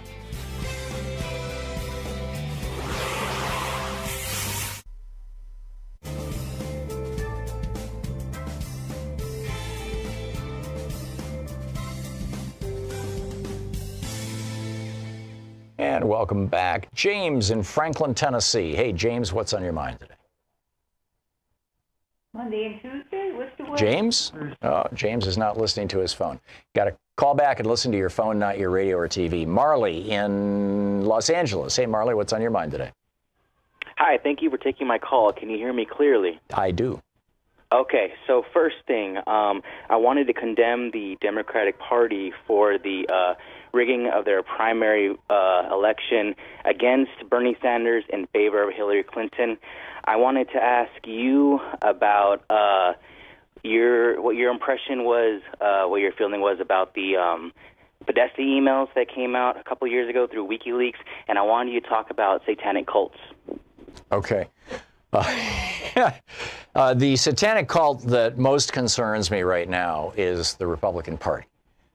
In terms of the rigging of the election against Bernie, yeah, that and the institutional rigging, which was the superdelegates, those are stories that are well known, Marley, and broadly condemned. I forget what the Republican Party. That's a satanic cult you want to talk about. I forget what the second point was that you made that you wanted me to. The reality is that both of these parties are controlled by the same people. The leaders in both golf together in reality. And I'm talking about satanic cults. Satanic cults are real. It's documented proof. You can look at the Franklin cover-up. You can look at the Hampstead cover-up overseas.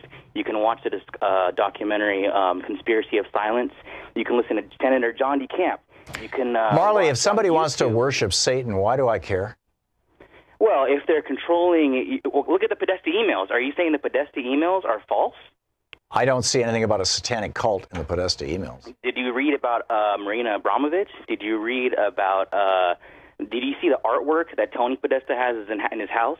And did you see the? You got to. Marley, you've gone over the edge here. Over the edge? Yeah, over the edge, and I'm not going to continue the conversation. Rick in Lexington, Kentucky. Hey, Rick, what's on your mind today? Mr. Hartman, thanks for taking my call. Sure. My question to you is, I'm kind of concerned watching the Trump rallies, and the reason I'm concerned is because the way the people that come to the rallies, the way they are talked about. White society is the dominant society in this country, and it bothers me the way white people talk about white people. And what I mean by that is, I've talked to you about this before. Those people that are around Trump, clapping, jumping up and down, screaming and hollering, they're called everything but what they are. They're called Republicans, conservatives,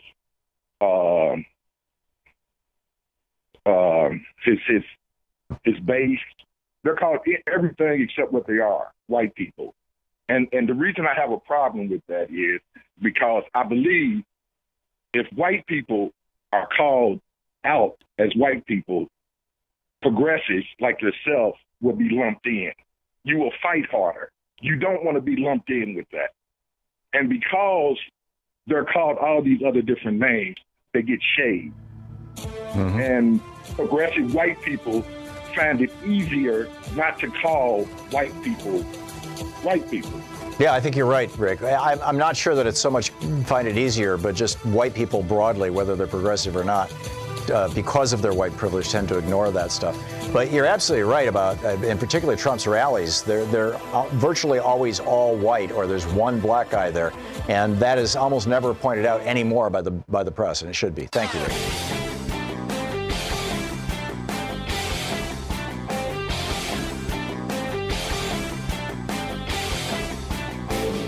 Hey, Thom Hartmann here. There was a new poll out from Public Affairs Council and Morning Consult. And what this poll found was that while the news media is trusted as a primary source for what's going on. 46% of Americans say they trust the news media. 71% of Americans said that they trust their friends and neighbors as a source of media more than the news media. 71%. Now, what that means is that you, as a Free Speech TV viewer, are well informed on what's going on, far more so than the average person. So you have an opportunity now to be the news source for your friends, your neighbors, your family, whether it's on Facebook or talking to people at the store or your next door neighbors or whatever it may be. And you have an opportunity to let them know about this great news source here, Free Speech TV. Tell them how they can find it. You can go to freespeech.org. You can find all the places where people can watch Free Speech TV. Thank you.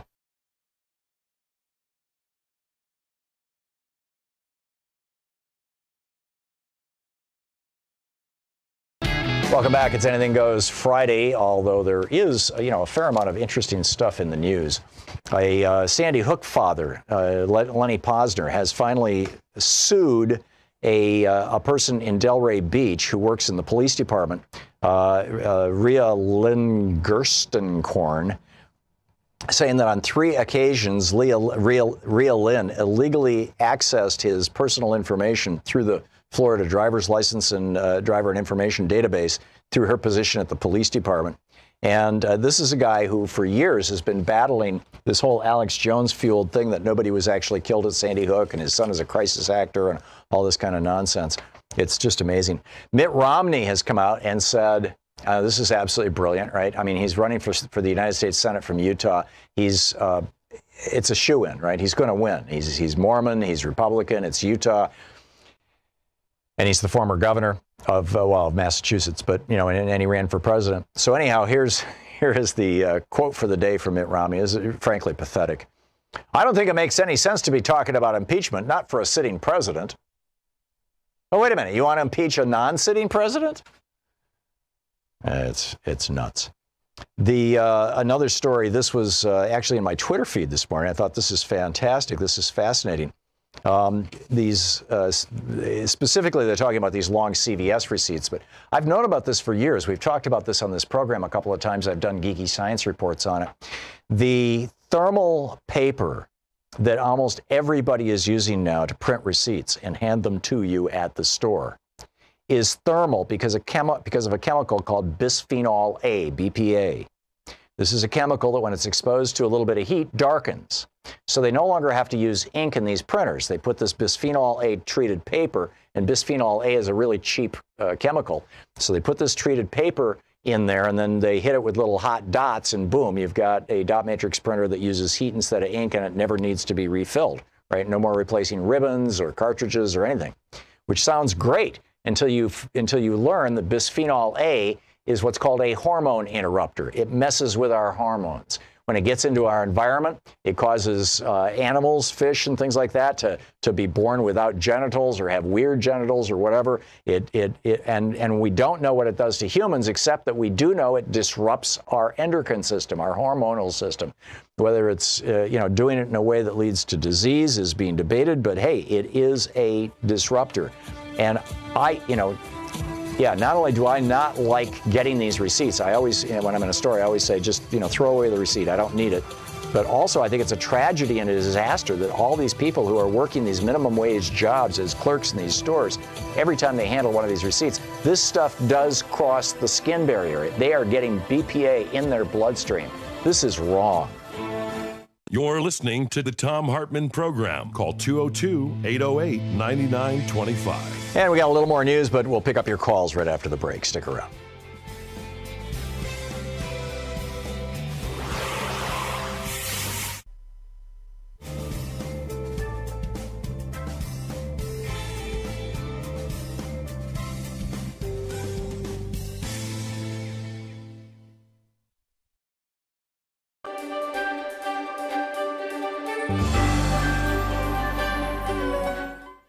Today we're reading from Standoff, How America Became Ungovernable by Bill Schneider. This is from the first chapter, titled Old America versus New America.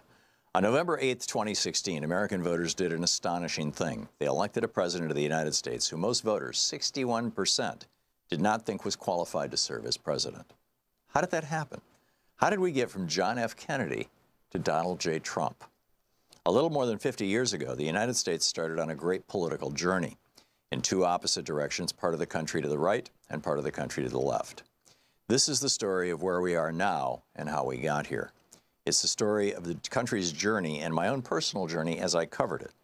It's the story of two political movements that first emerged in the 1960s. The New America is the progressive coalition of groups whose political consciousness was stirred in that decade.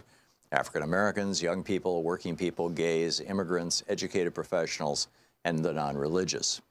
What holds that coalition together is a commitment to diversity and inclusion, and that commitment provoked a fierce backlash in 2016. In fact, a conservative backlash has defied the New America for more than 50 years. The backlash came from the old America, mostly white, mostly male, mostly older, mostly conservative, mostly religious, and mostly non-urban. In 2016, the old America rallied to the theme, "Make America Great Again." It was a call to restore the America they feared was being swept away by a tide of political correctness.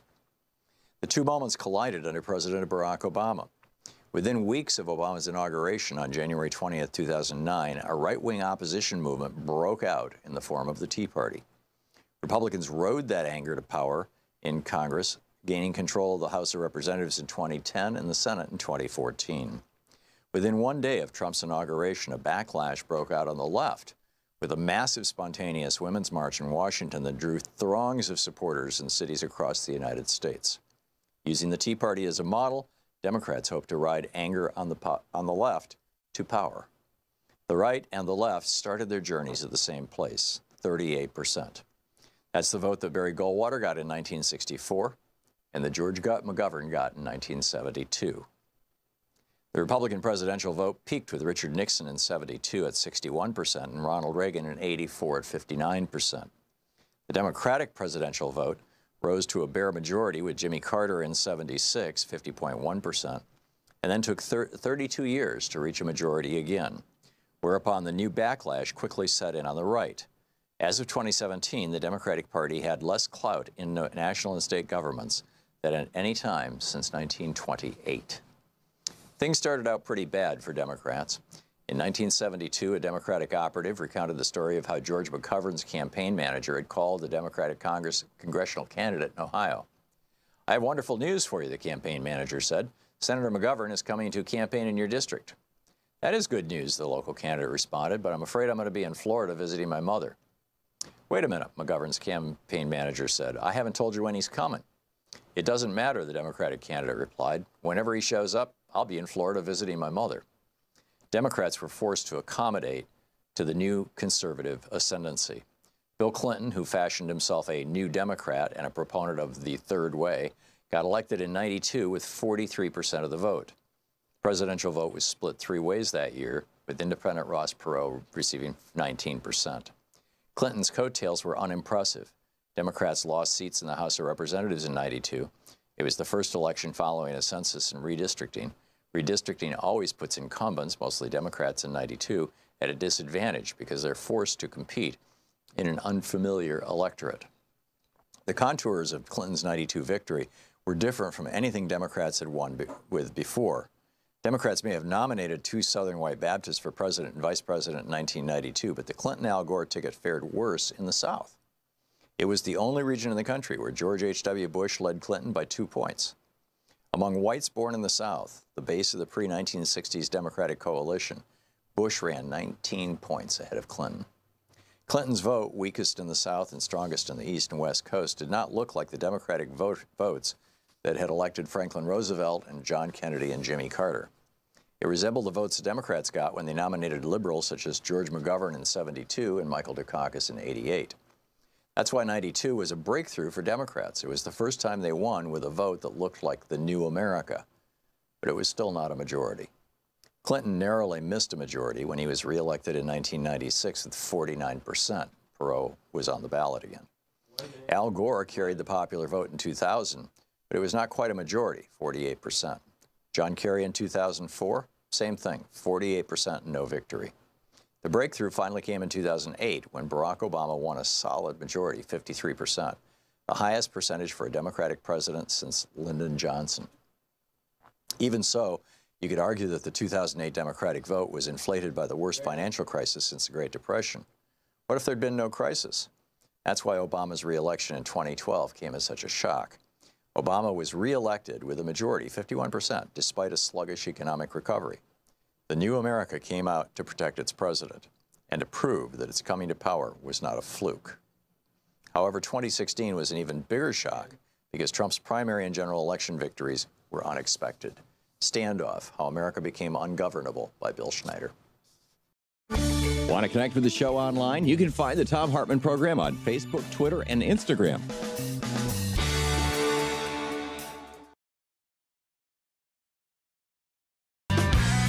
Welcome back. Thom Hartmann here with you. It's Anything Goes Friday.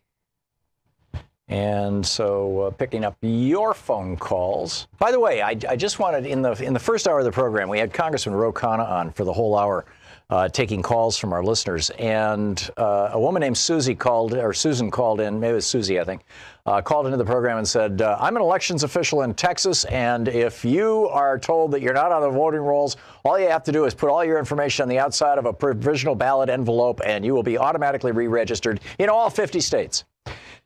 This information is completely wrong.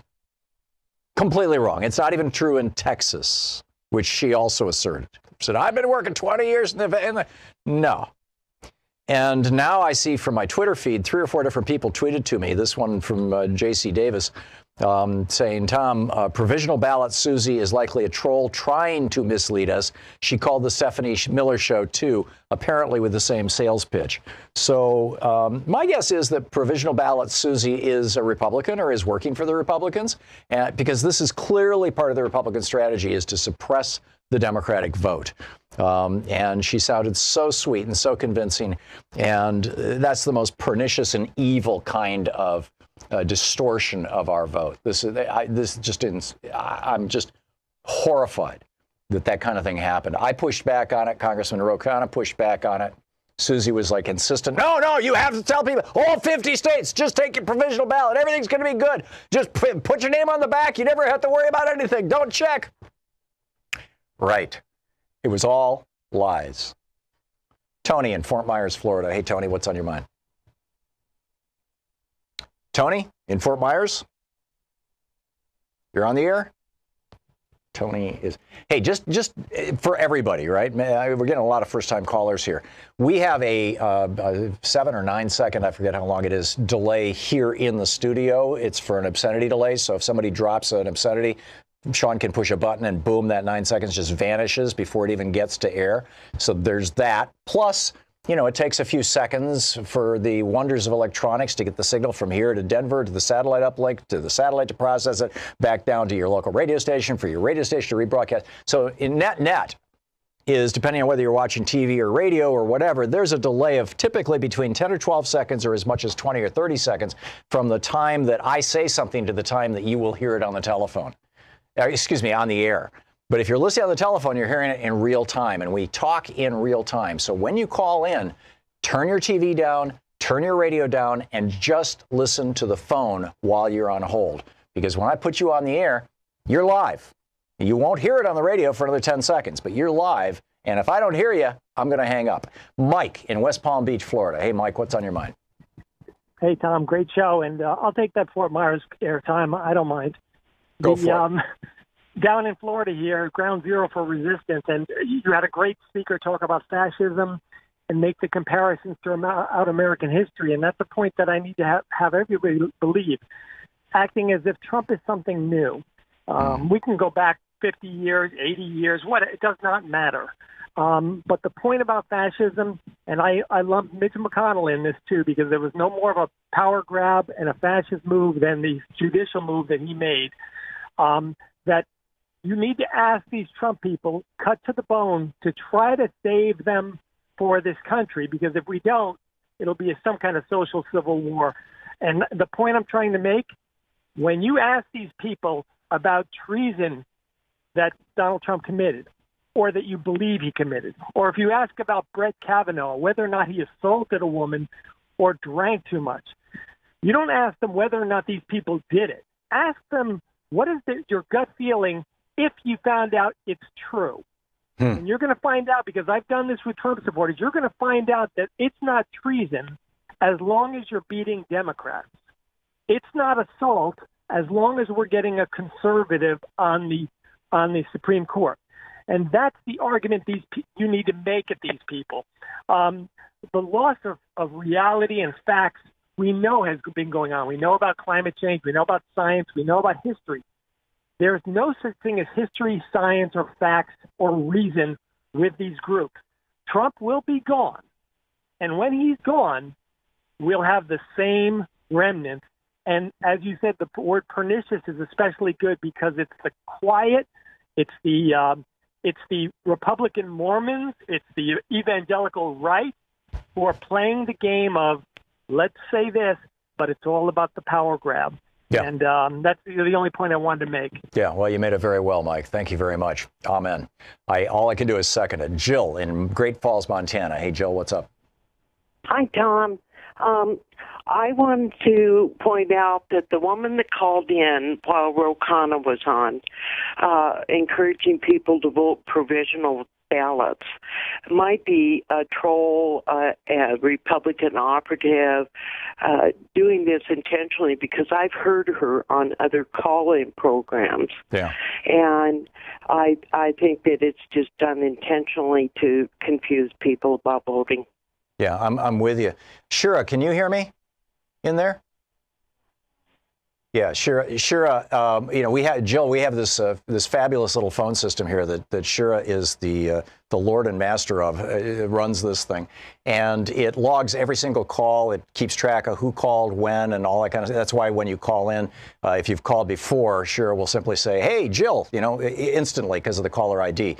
So Shira, okay. if you could talk to Nate and get the exact timestamp for when Susie called in the last hour, and then track down her phone number out of the database in the phone system, I would like to do a reverse lookup on that phone number and find out who the hell this is and why they're calling us with this kind of information. Jill, thank you very much for the call. Oh, that's great, Tom. Thank you. I appreciate it. Thank you. Yeah, and Shira just gave me a thumbs up. We're going to do that. Kenyatta in Redlands, California. Hey, Kenyatta, what's on your mind? Hello, Mr. Hartman. How are you today? I am great, but I'll get better. How about you? Outstanding, sir. Listen, I have a lot of things I wanted to talk to you about since I had the opportunity to last speak with you. But as is always the case, things are happening so rapidly. It's kind of hard to. It's almost like you're kind of always on your heels with this news cycle. Yeah. And I wanted to talk about Kanye West, as much as I hate to, yesterday, but it is prevalent in the news. And I would love to hear your thoughts on that, Kenyatta. Well, first, I want to tell you that clearly Kanye has some mental difficulty. It looked to me like, and I used to work in this field. It looked to me like he looked like a classic bipolar person, what we used to call manic depressive, in a manic phase. A person who is experiencing mania of some sort. You also see that a lot in people who abuse stimulant drugs, cocaine and speed and even Ritalin. But that's what it looked like to me. But I know nothing about Kanye West. I know who he is, and I've heard his music, but I'm not a fan. I don't know that much about his life other than he married Kim Kardashian, right? Yeah, and that's really what I wanted to really say, Tom. That was my observation, and I'm certainly not a professional in that regard in terms of mental health. But it clearly looked as though, but I have had bipolar disorder in my family, and it clearly looked that way. And it was really interesting, the dichotomy, because he was sitting across the desk from someone else who probably suffers from the same thing. So that was very interesting to me. But what I do want to say is that I have been listening to right-wing radio talking about how Kanye West is this spokesperson for black people. You just mentioned that you're not familiar with him. I'm not familiar with him, and I happen to be one of those black people. I don't listen to his music. I don't listen to rap at all. And I'm not being disparaging, but he is by no means some ambassador for black people. And it always strikes me how it is, who is it that decides who speaks for black people? I never get these ballots. I don't understand that. But I do want to say this. And if Kanye is listening, I really hope that he will understand the damage that he has done to black people. First of all, to go into the Oval Office and use an expletive like MF, and given the stereotypes associated with black people and language, was very, very damaging. And I don't know that, and again, given his mental state, whatever that might be, I don't think he understands that. I'm going to tell you, if you got 30 seconds, I want to tell you something that happened to me very briefly. Sure. About a week ago, I had to do some court filings at a local court, and went into the clerk's office, and there was a white fellow behind me. The line was quite long, and there was a black woman who was in front of us, and she was all tattooed up, and she looked like she came from a certain demographic, let me put it that way. And she was very boisterous, and she was talking about how she didn't have money for cigarettes, and she was a felon, and she just got out of prison. And I'm sitting there watching this display, and I'm shrinking, and I know this white guy is behind me. Now, he knows I'm in front of him. He dare not say anything. But at the same time, I could feel him, Tom, wanting to laugh and saying to himself, see how they are? And I want to say to black people across this country, I don't care what white people do. We cannot do the same things because no one holds the history and status in this country that we do. We cannot do what everybody else does. Kanye West, I think, is a disgrace. And I don't think that Democrats or Republicans have ever served black people well in this country. But, and so it's not partisan, but what he did was very damaging. Yeah, amen. Kenyatta, thank you very much. By the way, I wanted to mention to you, we didn't get any uploads to our rants, and so for like months I just forgot to look at them. And when I finally did, I saw that you'd put one up and then taken it down. I just wanted to apologize to you for that. You're listening to Thom Hartmann. Visit ThomHartmann.com for audio and video archives. And Kenyatta, if you're still listening, I never actually even saw it. So, I'm curious what it was. And we'll be back. Bob Ney will be with us to talk media news in a few minutes.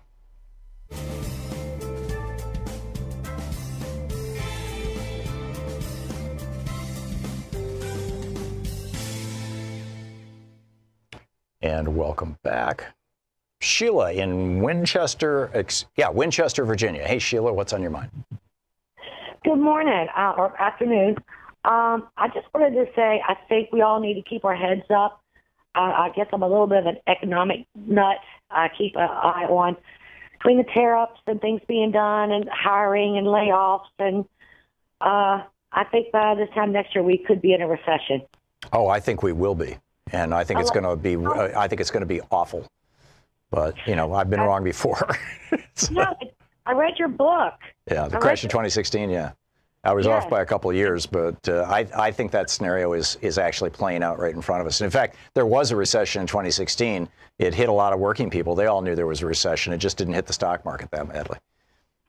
Well, I've been watching, the Dow was up at very high, and now it's going back down. We're almost where we began 2 years ago, and people aren't paying attention to that. I'm a little bit of a student of economics, and I'm hearing of people getting laid off. Ford's laying off, Carrier's laying off, Boeing's laying off, AT&T is laying off, and they're just not really putting it out there for people to be understanding it. Yeah. So all the Thom Hartmann fans that understand economics, and do your homework. That's all I can say. But Thom Hartmann, I would like to say thank you very much for being out there and being for us.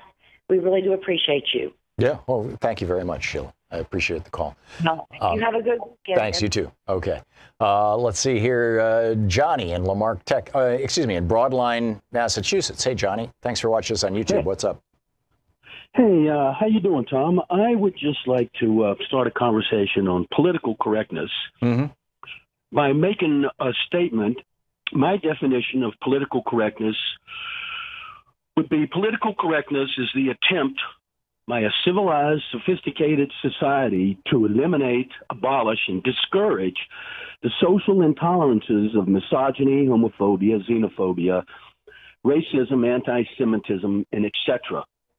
I think that we should have a historical perspective about certain events that happened in history that were politically correct, such as the American and French revolutions, World War II against fascism and Nazism, and to try to get a more clear perspective on why political correctness is a good thing and why it's appropriate and why our nation should approve of it. Okay. What's the argument? Well, that we should be. You're saying political correctness is a good thing. In other words, isn't political correctness just another way of saying common courtessy? Yes, it is. You know, it stems from our endemic ability in our mind to be empathetic and to see the value of others. I think that's a very important thing.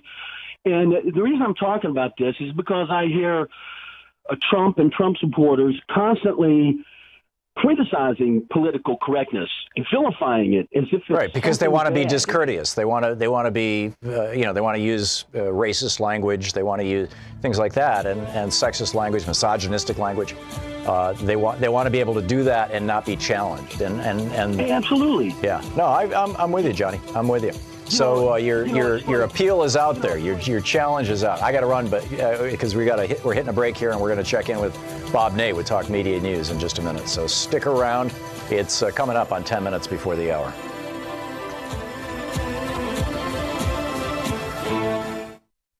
There was a new poll out from Public Affairs Council and Morning Consult, and what this poll found was that while the news media is trusted as a primary source for what's going on, 46% of Americans say they trust the news media. 71% of Americans said that they trust their friends and neighbors as a source of media more than the news media, 71%. Now, what that means is that you, as a Free Speech TV viewer, are well informed on what's going on, far more so than the average person.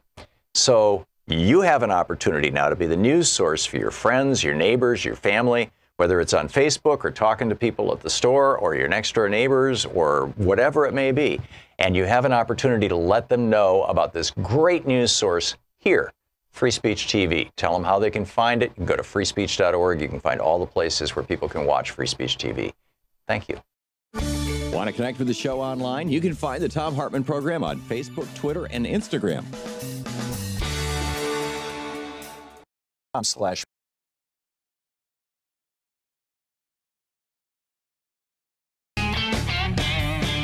Let's check in with Bob Ney and Talk Media News. Bob is by the way, this report brought to you by goatsfortheoldgoat.com and Loving What You Do, Ellen Ratner's new book. Bob is the author of Sideswiped and the former congressman from Ohio. Congressman, welcome back to the program.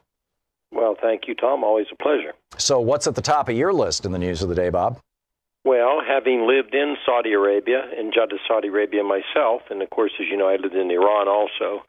In 1983 in Saudi Arabia, I'm very familiar with the kingdom, saw how it operated when I was in Congress, and now we go to today, which is the first time that I can recall in our modern time that Saudi Arabia is actually sweating a bit. And, you know, Tom, I wanted to mention something that I don't know how much has been carried, but there's a very fascinating series of things that happened with Jamal Khashoggi. Now, he actually has the man who was killed. Yes, the man who was killed. I'm sorry. He has actually not left his home in Saudi Arabia years ago. He left it approximately about a year and a half ago, and he put himself in self-exile in Washington, D.C., and he thought he would be arrested if he returned to the United States. Now, Saudi targeted other people. It just hasn't made a lot of news. Raif Badawi got 1,000 lashes for insulting Islam. And Khashoggi himself was not exactly the I want a revolution guy. I wanted to mention that. Mm-hmm. He's not a guy that said we should overturn the royal family. And in fact, he was quoted, Tom, as saying that type of regime change would be, quote, ridiculous. Right. I want to point out when his troubles started, because this is quite fascinating. Mr. Khashoggi, Jamal Khashoggi, was killed. His troubles began when he gave a speech to an American think tank after President Trump's victory. He argued that Saudi Arabia should be, quote, rightfully nervous about a Trump presidency, at a time when the kingdom was cozying up to then, of course, President Trump, and we know the whole history of that. Now, many presidents have cozied up to Saudi Arabia. I'm not, saying that, but I did want to point out his troubles seriously began with the kingdom, not over calling for a revolution, but his troubles began when he tried to say that, that the two countries should watch the ties with the Trump White House. So I just want to make that. That's interesting. Clear. I wonder if that That's speech is what provoked Mohammed bin Salman to reach out to Trump and then do that whole song and dance to impress Trump and suck up to him. Yes, and also the fact that the president's comments. I'm sure you went over that today on your show. I haven't yet. No. What Trump said is that $110 billion worth of arms sales is more important than a human rights record. And by the way, it's not really $110 billion worth of arms sales. It was $12 billion that Trump, the deal that Trump thinks he inked, but actually there still is no deal. It was just a memorandum of understanding. So there are no arms sales, at least from the Trump administration. A lot of this is, goes back to deals that Barack Obama cut. So Trump is lying through his teeth, as he always does, about this. But apparently, the Saudis have handed tens of millions, maybe hundreds of millions of dollars to Trump in laundering money or buying apartments and things, from his companies. And they are currently staying in the Trump hotels to the tune of tens of thousands of dollars a day in some cases all over the country. Well, you're correct. And also, here's what he said twice when he had a chance to at least backtrack a little bit on it, which he didn't. He has alluded to the fact that Khashoggi is not a U.S. citizen. Here's the quote. It's in Turkey, and it's not a citizen, as I understand it. Right. But a thing like that shouldn't happen, the president said. Again, this took place in Turkey, and to the best of our knowledge, Khashoggi is not a United States citizen. Is that right? ? So, the point is Khashoggi is a resident. He lives in Virginia, and he works for the Washington Post. Right. Now, people are starting to put out a thing there, Tom, which is pretty disgusting, that, the media never went after Saudi Arabia, only when one of their own is gone after. They've always let them slide on human rights, which is not true. The media has more than exposed it, but the United States government lets Saudi Arabia slide. So I just wanted to mention a little bit of background. There's also a very interesting fact that because the president's son-in-law, Jared Kushner, is the, quote, Mideast guy, and obviously very close to the Saudis, as he was at one point in time with the Qataris through a loan, his father attempted to get. A lot of wrath is going to go back to Kushner, too, on this, because there are businesses that are now pulling out of this conference that Saudi Arabia was going to have, one after the other, including news media, including CNN and others, are pulling out of this big economic conference. Uber was the last to pull out. And Uber is fascinating on their withdrawal because Saudi Arabia funds a ton of Uber monies into their system. So, they were one of the early venture capitalist investors before Uber went public, right? Right. And I think this is going to heat up, and I think it will become it could become, besides Medicare for all, health care, Kavanaugh, I think this could become a factor in the midterms to see where, some of the people, especially, of course, the Republicans trying to hang on, come down on this, because the president is setting the tone that it's not a citizen, it's not... right, it kind of boils down to, do you stand for American values or do you stand for making a buck when those two things come into conflict? Right, oil money. Yeah. You've got it. Yeah. We'll see what happens. Yeah. Bob Ney, author of Sideswiped, Talk Media News. Thank you, Bob. Thank you. Always great talking with you. We'll be back with the third hour of our program here on this Anything Goes Friday. A lot to cover, a lot of news. We'll be picking up your phone calls pretty much as soon as we get back. So stick around. The news is coming up next. It's 57 minutes, 26 seconds past the hour.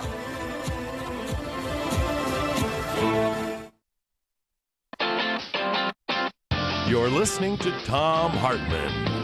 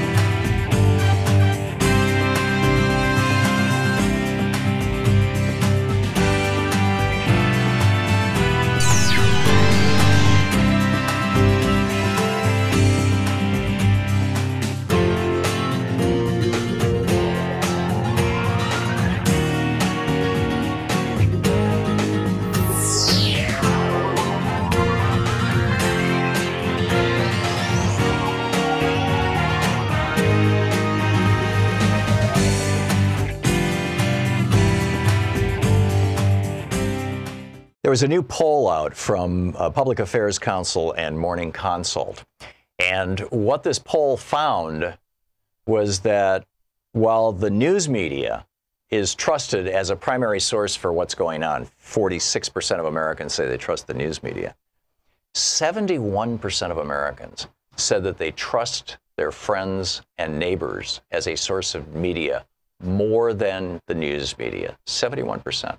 Now, what that means is that you, as a Free Speech TV viewer, are well informed on what's going on, far more so than the average person. So you have an opportunity now to be the news source for your friends, your neighbors, your family, whether it's on Facebook or talking to people at the store or your next door neighbors or whatever it may be. And you have an opportunity to let them know about this great news source here, Free Speech TV. Tell them how they can find it. You can go to freespeech.org. You can find all the places where people can watch Free Speech TV. Thank you.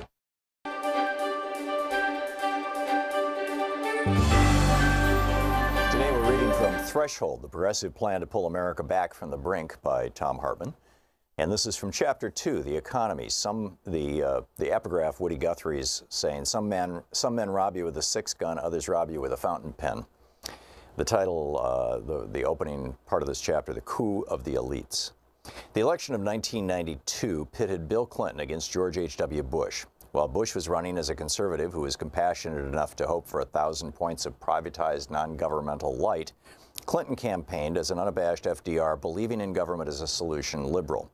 In language reminiscent of Teddy Roosevelt's Progressive Square Deal and FDR's Progressive New Deal, Clinton proposed a new covenant between the U.S. government and U.S. citizens. In a speech at Georgetown University on October 23, 1991, he declared, "We've got to rebuild our political life before the demagogues and the racists and those who pander to the worst in us bring this country down. People once looked at the president and the Congress to bring us together, to solve problems, to make progress. Now, in the face of massive challenges, our government stands discredited, our people are disillusioned. There's a hole in our politics where our sense of common purpose used to be. To turn America around, we've got to have a new approach, founded on our most sacred principles as a nation, with a vision for the future. We need a new covenant, a solemn agreement between the people and their government to provide opportunity for everybody, inspire responsibility throughout our society, and restore a sense of community to our great nation. A new covenant to take government back from the powerful interests in the bureaucracy and give it back to the ordinary people of our country." More than 200 years ago, our founding fathers outlined our first social compact between government and the people, not just between lords and kings. More than 100 years ago, Abraham Lincoln gave his life to maintain the union that compact created. More than 60 years ago, Franklin Roosevelt renewed that promise with a New Deal that offered opportunity in return for hard work. Today, we need to forge a new covenant that will repair the damaged bond between the people and their government, restore our basic values, embed the idea that a country has the responsibility to help people get ahead, but that the citizens have not only the right, but the responsibility to rise as far and fast as their talents and determination can take them. And most important of all, that we're all in this together. We have to make good on the words of Thomas Jefferson, who once said, "A debt of service is due from every man to his country, proportional to the bounties which nature and fortune have measured to him." End of quote from Bill Clinton. Americans loved it. A majority of voters in 1992 were old enough to remember what America was like under the 1940 to 1981 New Deal era, when a single worker with a good job had health care, a pension, and could raise a family and buy a home. When the GI Bill educated millions, when hospitals and health insurance companies in nearly every state were required by law to be not-for-profit corporations, and health care was inexpensive and widely available. And they noticed that the 12 years of Reagan and Bush had begun the process of shattering that historic era, that the middle class was slipping away, the government had become remote and hostile rather than protecting the rights of workers and the middle class. Americans elected Clinton based on his FDR-style rhetoric. They were looking forward to a return to the golden age of America's middle class. They were ready for the new covenant, and apparently so was Bill Clinton. There is every sign that he actually believed his own rhetoric. On all this, he won the election in November and spent that month and December preparing his new covenant programs to restore the American middle class. Until January. As Adam Curtis brilliantly points out in a special documentary series he did for the BBC titled The Trap, A few weeks before Bill Clinton was to be sworn into office as President of the United States, he was visited by Goldman Sachs CEO Robert Rubin, who had just taken a $40 million paycheck for his last year with Goldman and would soon become the head of Clinton's economic team tasked with carrying out the new covenant, and with Alan Greenspan. Rubin and Greenspan sat the young new president down and told him the facts of life as they saw them. Clinton would not govern as an FDR liberal. Instead, he must cut government, promote free trade, and reduce regulation of business. Clinton complied and has been richly rewarded. In his second inaugural address, he declared the era of big government is over. The philosophy represented by Rubin and Greenspan doesn't believe in government as a solution to much of anything other than wars and crime. As true classical conservatives in the mold of Sir Edmund Burke and Thomas Hobbes, many modern libertarians and neoliberals don't even believe in democracy. As any libertarian will honestly admit, they call it the tyranny of the majority, or mob rule. Instead, because they believe in the inherently evil nature of most humans, they held that a small ruling elite of good people, the wise ones, must concentrate wealth and power, the first fuels the second by and large, in a small number of hands, out of the reach of what the first American conservative president John Adams called the rabble, us. They believed that social stability was more important than social mobility. As of this writing, the surest way to become wealthy in the United States or Britain is to be born to wealthy parents. The surest way to be poor is to be born to poor parents. Social mobility, the ability to move between classes for better or worse, has been rolled back from its highly fluid levels in the 1940 to 1980 years to a rigidity last measured in the 1920s as America was sliding into the Republican Great Depression. Conservatives, since Sir Edmund Burke's opposition to the Revolutionary War of 1776 to today's opponents of labor rights, believe that too much power and wealth in the hands of the middle class will inevitably lead to instability. The book, Threshold, The Progressive Plan to Take America Back from the Brink. Want to connect with the show online? You can find the Thom Hartmann Program on Facebook, Twitter, and Instagram.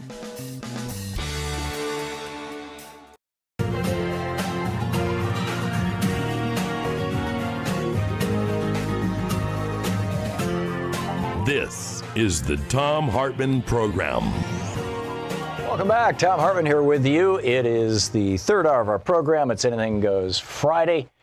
Just wanted to share a couple of stories with you real quickly. The USA Today op-ed that Donald Trump wrote that was literally a lie in every sentence. USA Today has finally gotten around to publishing a fact check on it after they were shamed by the Washington Post, Glenn Kessler's piece yesterday, talking about that.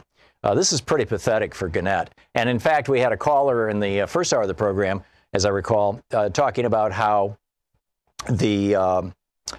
their local newspaper, which is also owned by Gannett. Gannett is the largest newspaper publisher in the United States by circulation, and USA Today is the largest newspaper in the United States by circulation. That their local paper, which is published by Gannett, had Trump's, quote, editorial in it today, and no rebuttal, a little mealy-mouthed thing about this is just an opinion. But, no, it's just a bunch of lies. And if you're a friggin' news organization, if you're going to call yourself a newspaper, for God's sake, publish the news. And I'm telling you, if the President of the United States sends a letter filled with lies to a newspaper, that is news. The story in USA Today should have been, look at this incredible letter that we got from Donald Trump. It's filled with lies. How can this guy even continue as president? What is this going to do to his presidency? Who in the White House allowed this to happen? Was Sarah Huckabee Sanders in on this? Did Donald Trump actually write this? I mean, there's all kinds of stories there. But USA Today instead chose to be the sucker for Trump. The delivery vehicle for Trump, I don't know what. But this really, really, really hurts USA Today. It really hurts journalistic integrity in the United States. It hurts the credibility of the news media. And of course, the lies about Medicare and about the Democrats hurt all of us. So anyhow, there's that. The president has said that selling apartments to Saudis, Trump Tower apartments, condos, And selling weapons to Saudis is more important than human rights. It's more important than an American resident, employee of the Washington Post, being literally tortured, murdered, and dismembered with a bone saw in the Saudi consulate in Ankara, Turkey. You know, that's not that important. What's really important is that they give the Trump organization tens of millions of dollars, maybe hundreds of millions. They continue to lavish money on the Trump organization by staying in Trump hotels all over the country. And they're buying, according to Donald Trump, hundreds of millions of dollars worth of weapons from us, or hundreds of billions of dollars. The real number, the reality is that Donald Trump has not sold the Saudis a thing, from all the news reporting I've been reading. That when he was over there and he held up that big thing that said $12 billion deal, you know, it was a letter of agreement. It was not a bill of sale. That deal is not yet done. But that was part of the Saudis sucking up to Donald Trump. It's true that during the Obama administration, there were a number of weapons sales made to Saudi Arabia that totaled something like $70 billion. But, you know, Donald Trump, once again, pulling a number out of his backside and using it to justify a regime that regularly tortures and kills people. And I mean, literally regularly, like every Friday, and in public beheadings. And we're not going to push back on that. You know, it used to be, no, we're not going to push back on that. They give a lot of money to the Wahhabist preachers, and the Wahhabism is the source of Al-Qaeda and ISIS. But we're not really going to talk about that because we need their oil. Well, now we don't need their oil, although we're still buying their oil, because we changed the law in the United States so the oil companies can actually export American oil. So you've got some oil companies exporting American oil, other oil companies, buying the tar sands from Canada and refining them here in the United States and actually exporting the product of that. But we're still importing Saudi oil. And this is, you know, I think personally, I think it's time for us to re-examine our relationship with the kingdom if they don't start significantly changing their behavior. This is a really consequential issue. Albert in Marina Del Rey. Hey, Albert, thanks for waiting on hold there so long. What's on your mind today? Hey, Tom, thanks for taking my call. I want to talk about messaging a little bit. Sure.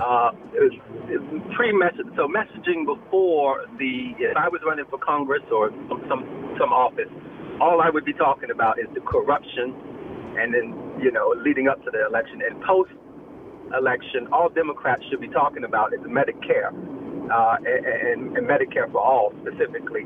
And some of the objections we need to go ahead and be ready to take on are things like price protection. And I got two words for people who don't understand what that is: Martin Shkreli. And if you want to go ahead and explain what that guy did, I'll go ahead and take the call offline. But Martin Shkreli, we're going to need price protections, and we can't be scared to, you know, say that. You need to know how the programs actually work. Yeah, and Martin Shkreli was this young venture capitalist who bought a pharmaceutical company that made an obscure drug that was absolutely essential to a couple tens of thousands of people in the United States who have a rare genetic condition, as I recall. Correct me if I'm wrong, Albert. And then he jacked the price of that drug up 700% just to make money for himself, and then he bragged about it.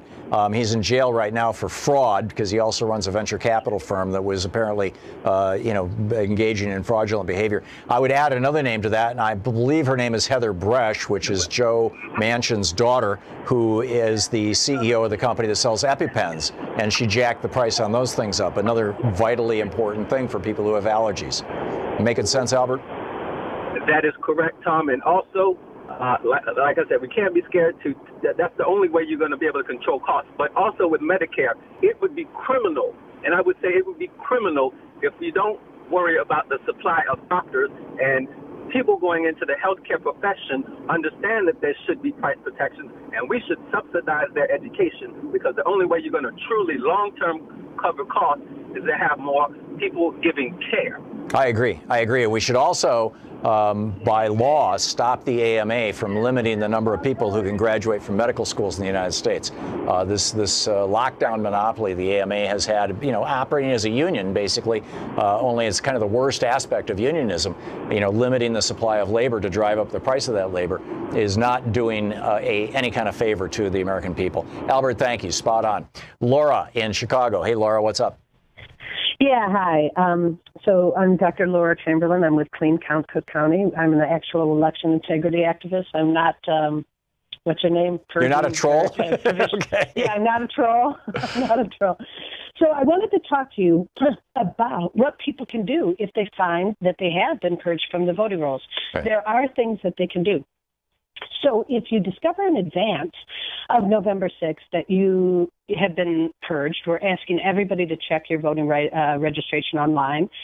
If you discover in advance, then it's really beneficial to take copies of your voter registration cards, mailers from the election division, copies of any emails, down to the election division with at least 2 pieces of ID. Okay. Right. Most states require 2 pieces of ID. Right. You need to prove your residency and your citizenship. That's exactly right. That's exactly right. And you go down to the election division. If other people in your neighborhood have been purged as well, then go down in a group. It does help to show up with several people, right? And you, and if you can, record what the officials say back to you in some manner, but you have to be discreet. Okay. Right. And so you go down there and you ask to be reinstated. And don't, they may put some hurdles over you or whatever. Ask every time they put up a hurdle, say, okay, if I do this, then when will I be reinstated? Push them for an actual date that you will be back on the rolls so that you can check, okay? I have heard of many people that have gotten back on the rolls if they push. It's the squeaky wheel that gets the oil. Otherwise, it's after the election that they'll take care of it. Is that the problem? Yeah, well, here's the deal. That's exactly right. So you also, at the same time, I think that everybody, if you're supporting a candidate or candidates in your area, you should notify them that you've been purged and that you're in the process, what the election officials have told you, so that they can start gathering names. There have been challenges to elections based on voter purges, so that's very important for candidates to know. You do have the right to go on Election Day or in early voting on the states that have early voting and vote on a provisional ballot. But you cannot stop at just voting on the ballot, okay? Here are things that we recommend. First of all, you have to complete that ballot on the outside envelope exactly how you think you're registered to vote. So carry your voter registration card with you, because some people may say Sam Tooney Jr. and forget they registered Junior, right? Right, or in Georgia, if I said Thomas C. Hartman in one thing, and I simply said Thomas C. Hartman without the period after my middle name or my middle initial in another place, right now, Brian Kemp would refuse to register me to vote. That's exactly right. That's it. So on your voter registration card, it will say how you registered to vote. So please sign the envelope like that, okay? Right. And complete it completely. A lot of provisionals, we've actually did a study in Chicago after an election on provisional ballots, and only 30% of them were counted. And but some people didn't fill out the envelope. They just didn't even bother. Which guarantees that your provisional ballot gets thrown away? Right, exactly. So you fill that out, you take a picture, if you can, in the privacy of your voting booth, of your voted ballot and your completed envelope. Turn off the flash, okay? Because in some states, it is illegal to take a picture of your ballot, okay? So turn off the ballot. And it's definitely illegal to take pictures of other people voting in a polling place, so they may have a real connection. So and then you go down with your pieces of ID, take all the pieces of ID you can, down to the election officials during the week after the election day. And clean it all up. And you argue. And if you can go in a group. Yeah, you said that. Laura, we just have 5 seconds left. Isn't it a shame that we have to jump through all these damn hoops? I mean, the Selective Service registers 18-year-olds, young men, as soon as they turn 18. Why can't we do that with voters? That's exactly right. Yeah. I mean, Selective Service, the government knows who's a citizen and who isn't. Residents in the United States are not getting Selective Service notices when they turn 18, just citizens. We know who we are. This is crazy. This is all designed to keep the Republicans in power. Laura, thank you very much. We'll be back. This is the Thom Hartmann Program.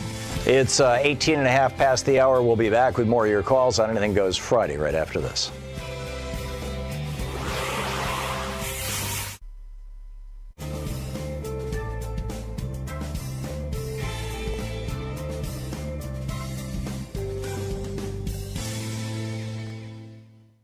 And welcome back. Shay in Fallbrook, California. Hey, Shay, what's on your mind today? Thanks for watching Free Speech. Oh, hi, Tom. Thank you for taking my call, and thank you for all your work. Sure. You're sounding kind of faint, Shay. I don't know if there's anything you can do about that. Yeah, 1 second. Hello, can you hear me? Yeah, now I can hear you. Okay, I wanted to talk to you about the newer scientific knowledge about trauma, and especially developmental trauma, and what they know about how it's based in the body's biology around the fight, flight, and freeze response. And there's some really good books on this, and it's really not in the mainstream for a lot of reasons, especially for the fact that most of the big research that is done by pharmaceuticals who want to create a pill. Yeah. And most of the new therapies are not around pharmaceuticals. They're around what they call somatic mindfulness, which is paying attention to the sensations in your body. Because it's a recognition that especially when you're young, when you feel bad, you go into these different responses, just like all animals do, fight, flight, or freeze. And especially when you're young, and a human family, and you can't run away from your family effectively, so you eventually go into what they call the immobility response, and that does a terrible thing to your entire system, and it basically compromises your ability to self-regulate. And it's incredible knowledge, and I think and it's well known. Oprah's actually a huge advocate for this now, and it's something everybody should understand because the American Academy of Pediatrics calls it the biggest undiagnosed public health problem in this country, if not the world. Yeah. Really, and I would say it's around the world because most of the conversation around trauma in the United States is around child abuse and spousal abuse and things like that. But the reality is that the reality is that in large chunks of the world, the principal source of trauma is war. And that is a source of trauma trauma like that associated with war, where you see people killed and you fear for your life, particularly through your childhood, literally fear for your life every single day. Every time a plane goes over, it could mean your death. That kind of trauma is actually epigenetic. It actually alters your DNA. Indeed. And there's a couple books that'll really explain, because those are what we call shock trauma. Shock trauma are those huge, really obvious events. When it comes to developmental trauma, which is lesser known about, is how attachment, and I don't know if you're familiar with attachment theory, but how familiar with it. How there's neglect in early childhood effectively dysregulates the child's nervous system. Yeah. And that's a pattern that's pervasive, that pretty much can last for the rest of your life. I'm 40 years old. Although there's some fascinating, forgive me for interrupting, but we got 20 seconds, so we hit the break here, Shay. There's some fascinating new therapies that involve re-going through those roughly 30 developmental stages, where you literally are learning to cross-crawl all over again. You're relearning all the things that babies learn, reintegrating this stuff for attachment disorders, and they really work. The two books, yes, and the two books I want to recommend on the new science of trauma is The Body Keeps the Score by Bessel van der Kolk and Waking the Tiger, Healing Trauma by Peter Levine. These are most insightful understandings that I've ever read, and I've studied a lot of different therapies. Okay. Shay, I got to wrap it up, but thank you. That's useful information. I appreciate it. And thanks for sharing it not just with me, but with our entire audience. 22 minutes past the hour.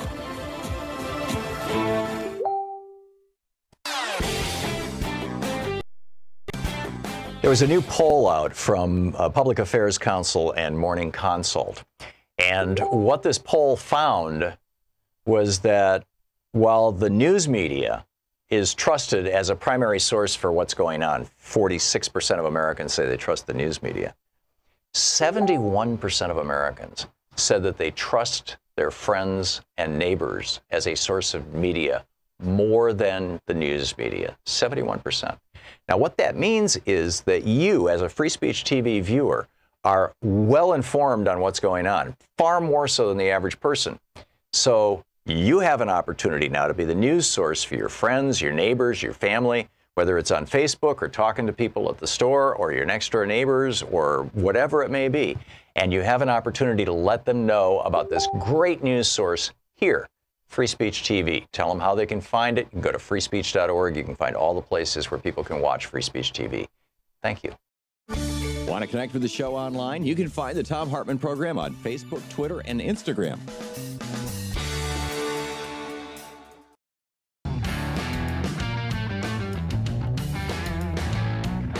Welcome back. Thom Hartmann here with you. And it's Anything Goes Friday, picking up your calls. Paul in Glenside, Pennsylvania. Hey, Paul, what's on your mind? Hi, Tom. Following up on earlier comments you had about Medicare for All, I'd like to draw everyone's attention to a article in The Hill that came out on October the 8th, a few days ago. And it's Paul Ryan, the Speaker of the House, his response to Medicare for All, basically the Republican pushback. And he basically says, and he's quoted by the writer Nathaniel Wexel from The Hill, Medicare for All with the Democratic Party is, quote, the Democratic Party is going off the rails, unquote. And I don't want to get into repeating all the lies he packs in there.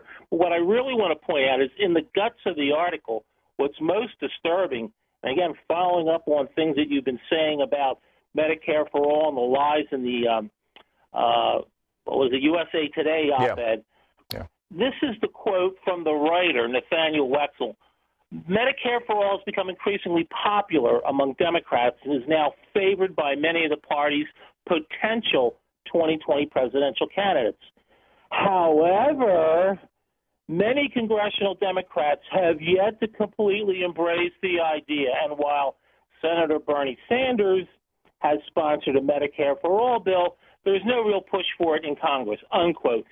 Tom, if you know anything about Congress, H.R. 676. Anyone can just put that in. It's got like 131 sponsors or something like that, co-sponsors. 123 out of 199 elected Democrat men and women in Congress are co-sponsors, not publicly on record, in black and white on the bill. H.R.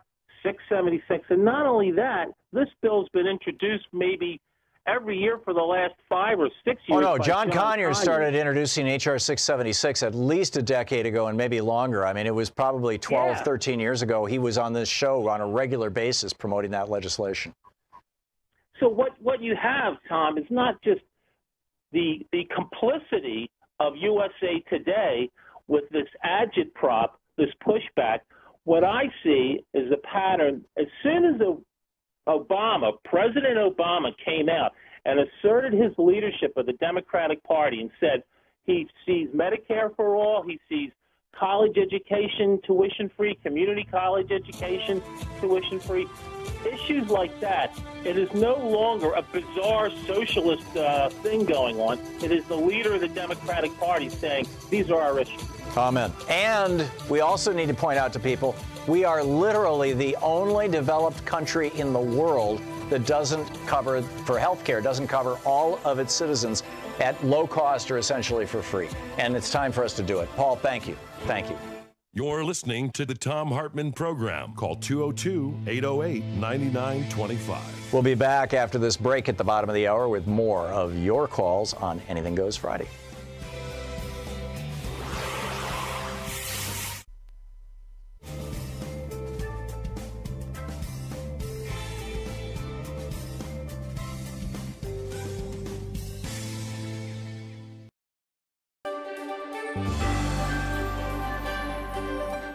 It's the Thom Hartmann University Book Club. Today we're reading from An American Prophecy, The Fourth Turning by William Strauss and Neil Howe. And this book was published, I believe, in the late 90s, just FYI. 1998. America feels like it's unraveling. Though we live in an era of relative peace and comfort, we have settled into a mood of pessimism about the long-term future, fearful that our superpower nation is somehow rotting from within. Neither an epic victory nor over communism nor an extended upswing of the business cycle can buoy our public spirit. The Cold War and the New Deal struggles are plainly over, but we are of no mind to bask in their successes.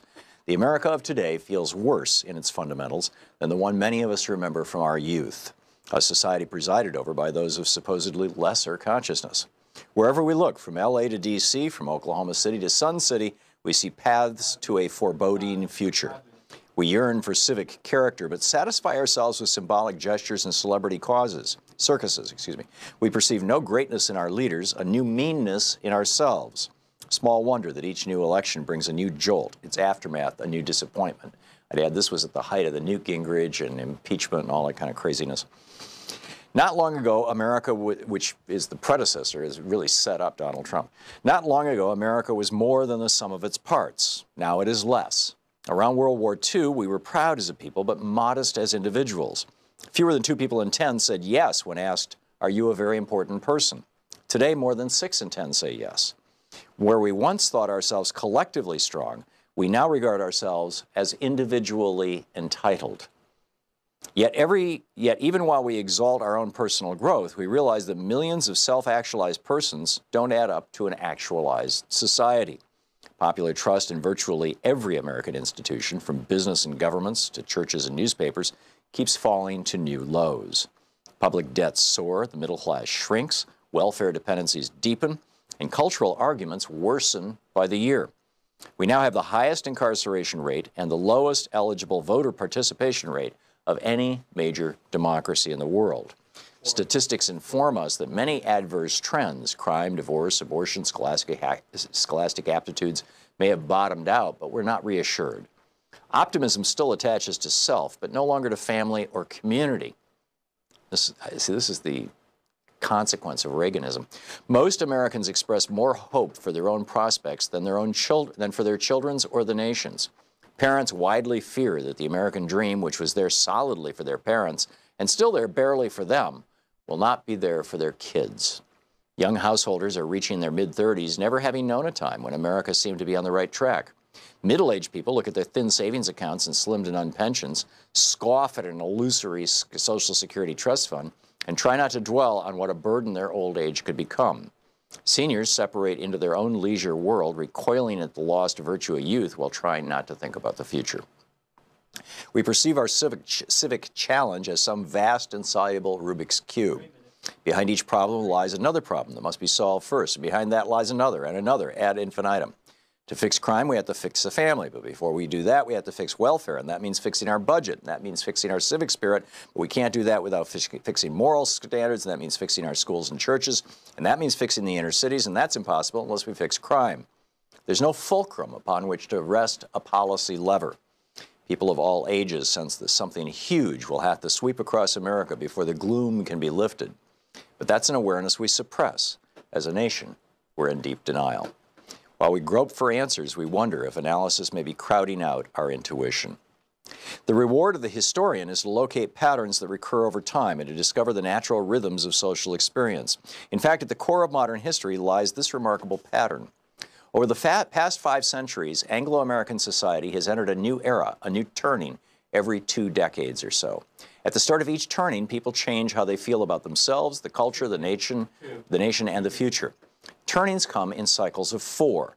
Each cycle spans the length of a long human life, roughly 80 to 100 years, a unit of time the ancients called seculum.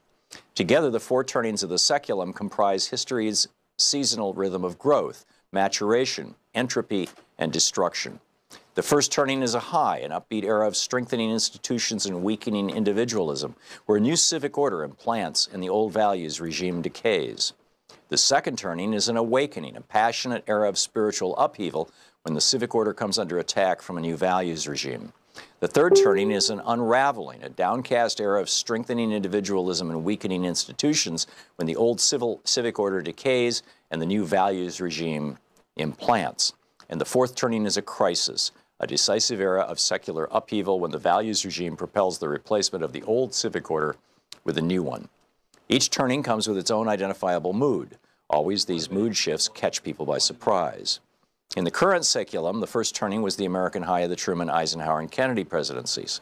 As World War II wound down, no one predicted that America would soon become so confident and institutionally muscular. yet so conformist and spiritually complacent. But that's what's happened. The second turning was the consciousness revolution, stretching from the campus revolts of the mid-'60s to the tax revolts of the early '80s. Before John Kennedy was assassinated, no one predicted that America was about to enter an era of personal liberation and cross a cultural divide that would separate anything thought or said after from anything thought or said before. But that's what happened. The third turning has been the culture wars, an era that began with Reagan's mid-1980s Morning in America and is due to expire around the middle of the decade, 8 or 10 years from now. Amid the glitz of the early Reagan years, no one predicted that the nation was entering an era of national drift.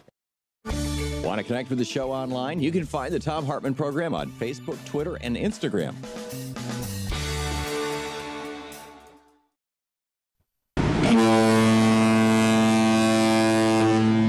All aboard! It's a once-in-a-lifetime luxury Alaskan cruise on the Regent Seven Seas Mariner, July 24th, 2019.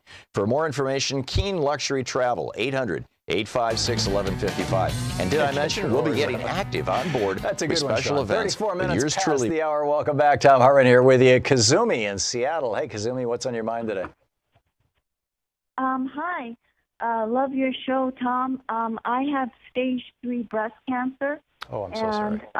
I decided not to go the conventional route. No radiation, no chemo, no surgery. So 2 weeks ago, I came across Rick Simpson, the name Rick Simpson, and I heard that this cannabis oil has cured a lot of people.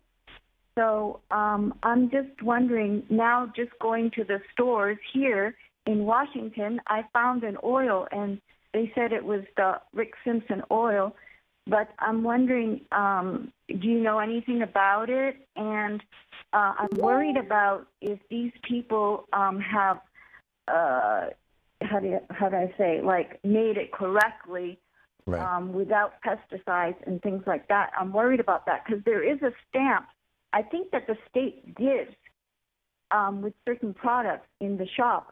Right. That say that they're pesticide-free, blah, blah, blah, et cetera. But this product doesn't have it.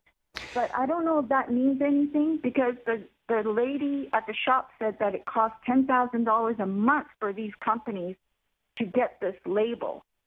So, Kazumi, I don't know. We need to get Angela back on here, our pot expert. I can tell you, I do know what Rick Simpson oil is. I believe he might have trademarked it or something because a lot of places are now using RSO rather than spelling out Rick Simpson oil. I have bought RSO in local dispensaries. It's just super concentrated cannabis. And we also know that there are a number of studies now, and there's a couple of good ones over at Dr. Greger's site at nutritionfacts.org, where he cites all these studies showing that cannabis has a protective effect against cancer. That said, if I had cancer, I would not be using marijuana as my principal form of treatment. I don't. The stuff around Rick Simpson oil actually curing cancer is really controversial. I realize, Tommy Chong used it to cure his prostate cancer, or claims he did. And there are a few others, kind of high profile. And there's lots of people on YouTube, too. Yeah, no, I know. But, what I remember and what haunts me, Kazuma, I had this was back in the 1980s when Louise and I were running the Salem Children's Village. And there was a guy who worked at Erewhon, which is this food company out of Boston that was based on macrobiotics. Roshi Suzuki's, I think is his name, thing, where you eat brown rice and lots of veggies, and you always balance things out. And he was diagnosed with colon cancer, and they found the tumor. They could have removed the tumor. He would have been fine. It had not metastasized, so it was not as radical a position as you're facing. But he chose to use macrobiotics instead of the surgery, and he was a very good friend of mine, and he was dead 6 months later. I just until this has been used in clinical settings, until there have been good double-blind studies, and those are not going to come down the road really quickly because there's still a federal law against even doing research on marijuana. It's going to be a while, but boy, I would be very, very careful. You're talking about your life, Kazumi. Oh, is that right? Yeah. Okay. I don't think, there these cure-all things, I remember again from the 70s, everybody was all about Laetrile, and they were, everybody was eating, 10, 20, 30 almonds every 5 hours or something like that, and going down to Mexico and getting Laetrile and stuff. And now we know after, a decade or decades of looking at that, it doesn't make any difference. There may be some, again, protective effect, of having those cyanide compounds in your bloodstream, of eating almonds regularly against cancer. But once the cancer has established itself, it's a completely different disease or a completely different thing than the little random cancer cells that the body's immune system routinely cleans up and can be assisted in that process with POD or with Laetrile or whatever. I would be very careful. I can't say that strongly enough. I want you to live. So please get some good medical help. Kazumi, I need to move along, but thank you very much for the call. I'm sorry I can't give you, thank you. Yeah, super good news. Thank you. You're welcome. Horace in High Point, North Carolina. Hey, Horace, what's on your mind? That's a heartbreaking call. I wanted to ask a question concerning Kavanaugh. Sure. I was told that if you lied to the FBI, that's a federal crime, and if you lie to Congress, that's a federal crime. So since he lied, why can't you impeach him? You can. What is the process?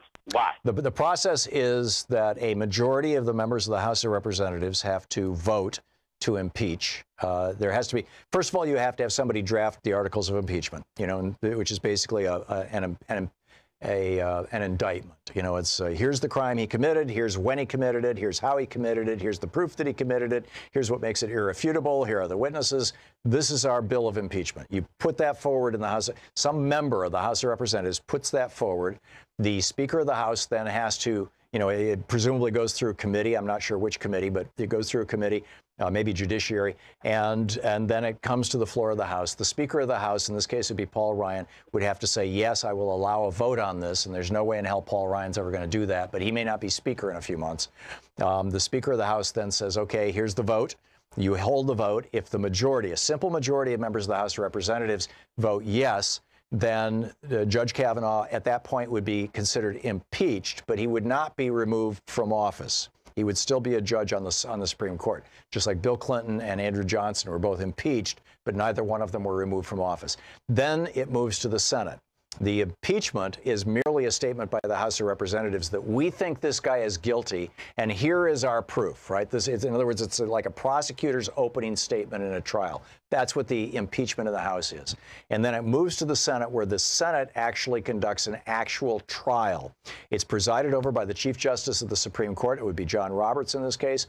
And in that trial, the person being impeached has an opportunity to present his evidence saying, no, I'm not guilty. The senators who agree with the impeachment, with removing him from office, get to make their argument. And then, again, a vote is held. And in the Senate, the vote has to be 2/3. So it takes 66 senators in the Senate. And if that happened, and in the case of Bill Clinton, they only got 65. They were, in fact, actually, maybe they got fewer than that. In the case of Andrew Johnson, they were one vote short. And so if you get the 66 plus votes, then Kavanaugh would be removed from office. So it's a pretty high lift, Horace, because of that 66 vote requirement in the Senate that is built into the Constitution. This is not something that, the Senate Majority Leader can change by changing the Senate rules. So okay, I understand what you're saying, but being that he had all those thousands of documents which haven't been produced yet, right, and he hasn't hundreds been of thousands questioned by the FBI, the Democrats, if they take charge, can go through all of these things and get them out of there. In Possibly. order to do justice properly, these things have to be done, in my opinion. Agree. I absolutely agree. I think that, it's been a long, long time since anybody has been held to account for lying to the Senate. My Senator Ron Wyden, the tobacco executives back 20 years ago lied to his face. No, Senator, tobacco is not addictive, under oath, right? Those guys should have gone to jail, but they were multimillionaires, so they didn't. I agree with you, Horace. I think that it's time for justice on this, but I'm just not holding my breath, understanding the political realities of it all. Brenda in Atlanta, Georgia. Hey, Brenda, what's up?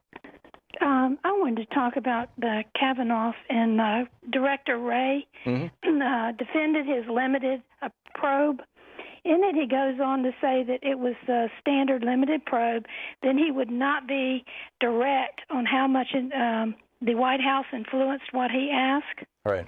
This is And FBI then Director Christopher at the Wray. end of this, he just goes off on, well, the FBI is engaged in thousands of terrorist investigations. Right now, I sit here, currently we're investigating 5,000 terrorist cases across America and around the world. And I'm thinking to myself, women, if 1 in every woman is raped, and supposedly the last statistics I read, 1 in 71 men, that is a form of terrorism. And children that are raped and repeatedly raped, who have been raped by priests or distant relatives or their spouse or whatever, that is living in fear every day of your life. Yeah. So, and it's like he just dismissed it because we're busy investigating terrorism. Yeah, it is. They don't care. I agree, Brenda. This, the patriarchy is alive and well, and also the Republican Party is alive and well, and they're going to protect their own no matter what. Look at Roy Moore. It's just, a poster child for this.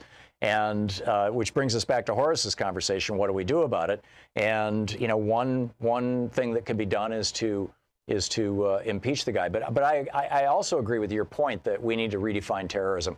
The 9/11 did not kill as many Americans as the tobacco industry kills every month. 9/11 did not create as much terror as abusive, husbands and fathers in this country, and probably certainly mothers as well, across and other, as happens every day. We've got some serious, and thank you, Brenda, for pointing that out. We've got some serious issues here that we really need to redefine and recalibrate. Sonny in San Rafael, California. Sonny, I'm going to, forgive me, but I'm going to take a break here and put you on hold, and I'll pick you up on the other side of this, because it's wandering into 46 minutes past the hour, and you would just get cut off by the break anyway if I didn't do that. We'll be right back. It's Anything Goes Friday here on the Thom Hartmann Program, helping you win the water cooler wars. A lot going on. We've got an interesting weekend coming up. There's an election, if you haven't noticed. Make sure that the Republicans have not purged you from their voting rolls. Check your registration online. Go to rockthevote.org. You're listening to Thom Hartmann. Visit thomhartmann.com for audio and video archives. We'll be back with more of your calls in just a second.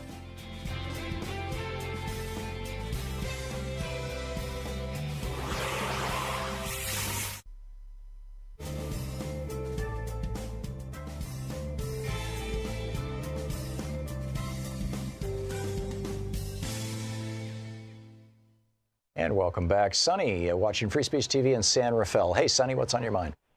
Hi, Tom. Hey. Wanted to talk about, I can't say the journalist's name. Is it Khashoggi? Because I believe it's a hard G. That's how Bob Ney pronounced it. He used to live in Saudi Arabia, so I'm going to go with his pronunciation, Khashoggi. Khashoggi, okay. So Trump's analysis, whatever, him saying, weighing, how important is Khashoggi next to these arms sales. Mm-hmm. What do you mean on the election? Right. So another lie within the millions of lies that this idiot tells is that, which I didn't know, and maybe you can fact check me if I'm wrong, is that these arms that he's talking about are defense systems that are basically only compatible with what the U.S. makes here. And his lie about, well, if we don't sell them to the Saudis will just go get them from the Russians or China. Apparently, it would take them a decade before they'd be able to buy anything that was compatible for those systems. Or they'd have to spend a mind-boggling amount of money to basically replace, a large chunk of their military infrastructure. Yeah, right. But I think that the large investment part is the more likely thing. I don't think they would take a decade to do that. Well, it just seemed to me that was a little fact that he had dropped out of. You're right. I mean, facts don't matter, but that to me seemed like. Yeah, you're absolutely right. Insult upon insult. So that's all, Tom. Okay. Love your show. Thank you, Sonny. It was a great point. Thank you very much for calling and making it. James in Franklin, Tennessee. Hey, James, what's on your mind today? James? James, you need to listen to your phone. James is on line 7, sure, if you want to check him out. Norma in Montgomery. Hey, Norma, what's on your mind today? Well, first, little tidbit. Our high schools here in Montgomery, we have 5. We have had trouble with the school system, and they have been on intervention and been reevaluated, changes in who's in charge and who is not. They are so bad now that they are about to lose accreditation. This is affecting the Air Force Base because they do not want to bring their children here to Montgomery. But that's how bad the schools are. Also, Martha Roby said she was going to fix our VA hospital. They spent close to $900,000. That was the original bid. I'm putting an intruder fence around the VA hospital. Before Martha Roby, our Republican representative for this district, interfered, it was a 3-star VA hospital. It is now a 1-star VA hospital. Oh, my. Yeah. So the Republicans are screwing things up worse than if they didn't do anything. Is that what you're saying, Norma? Yes. Also, our Democratic candidate for governor is pro-life. And I think that people need to take a better look at who the people are on the ballot. Where do they come from? Particularly this age group is hitting me in the face of between 40 and 50, and where they came from, and are they Trojan horses? Are they being backed by these groups like the Heritage Foundation, the Koch brothers, or the Federalist Society? And I think that if you don't look into who is on your ballot and where they came from and where they're getting their money and what their personal beliefs are, you're in trouble, because I think that this is part of the takeover of the United States. Yeah, by the corporatists and the religious freaks. Yep, Norma, thank you. Thank you for all 3 points there. Good stuff. It's always good stuff from Norma. It's 10 minutes past the hour. Before the hour, excuse me. We'll be right back.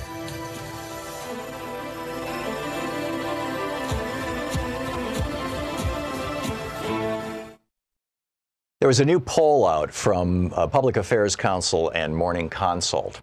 And what this poll found was that while the news media is trusted as a primary source for what's going on, 46% of Americans say they trust the news media, 71% of Americans said that they trust their friends and neighbors as a source of media more than the news media, 71%.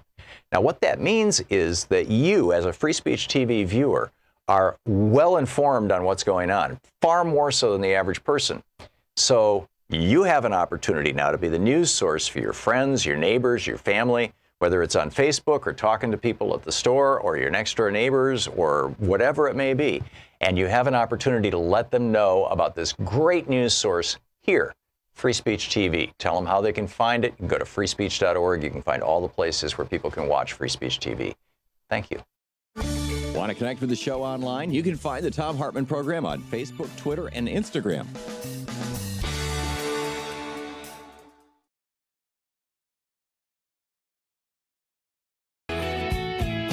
Thom Hartmann here with you and Daniel in Dadeville, Alabama. Hey, Daniel, what's on your mind today? Hey, Tom.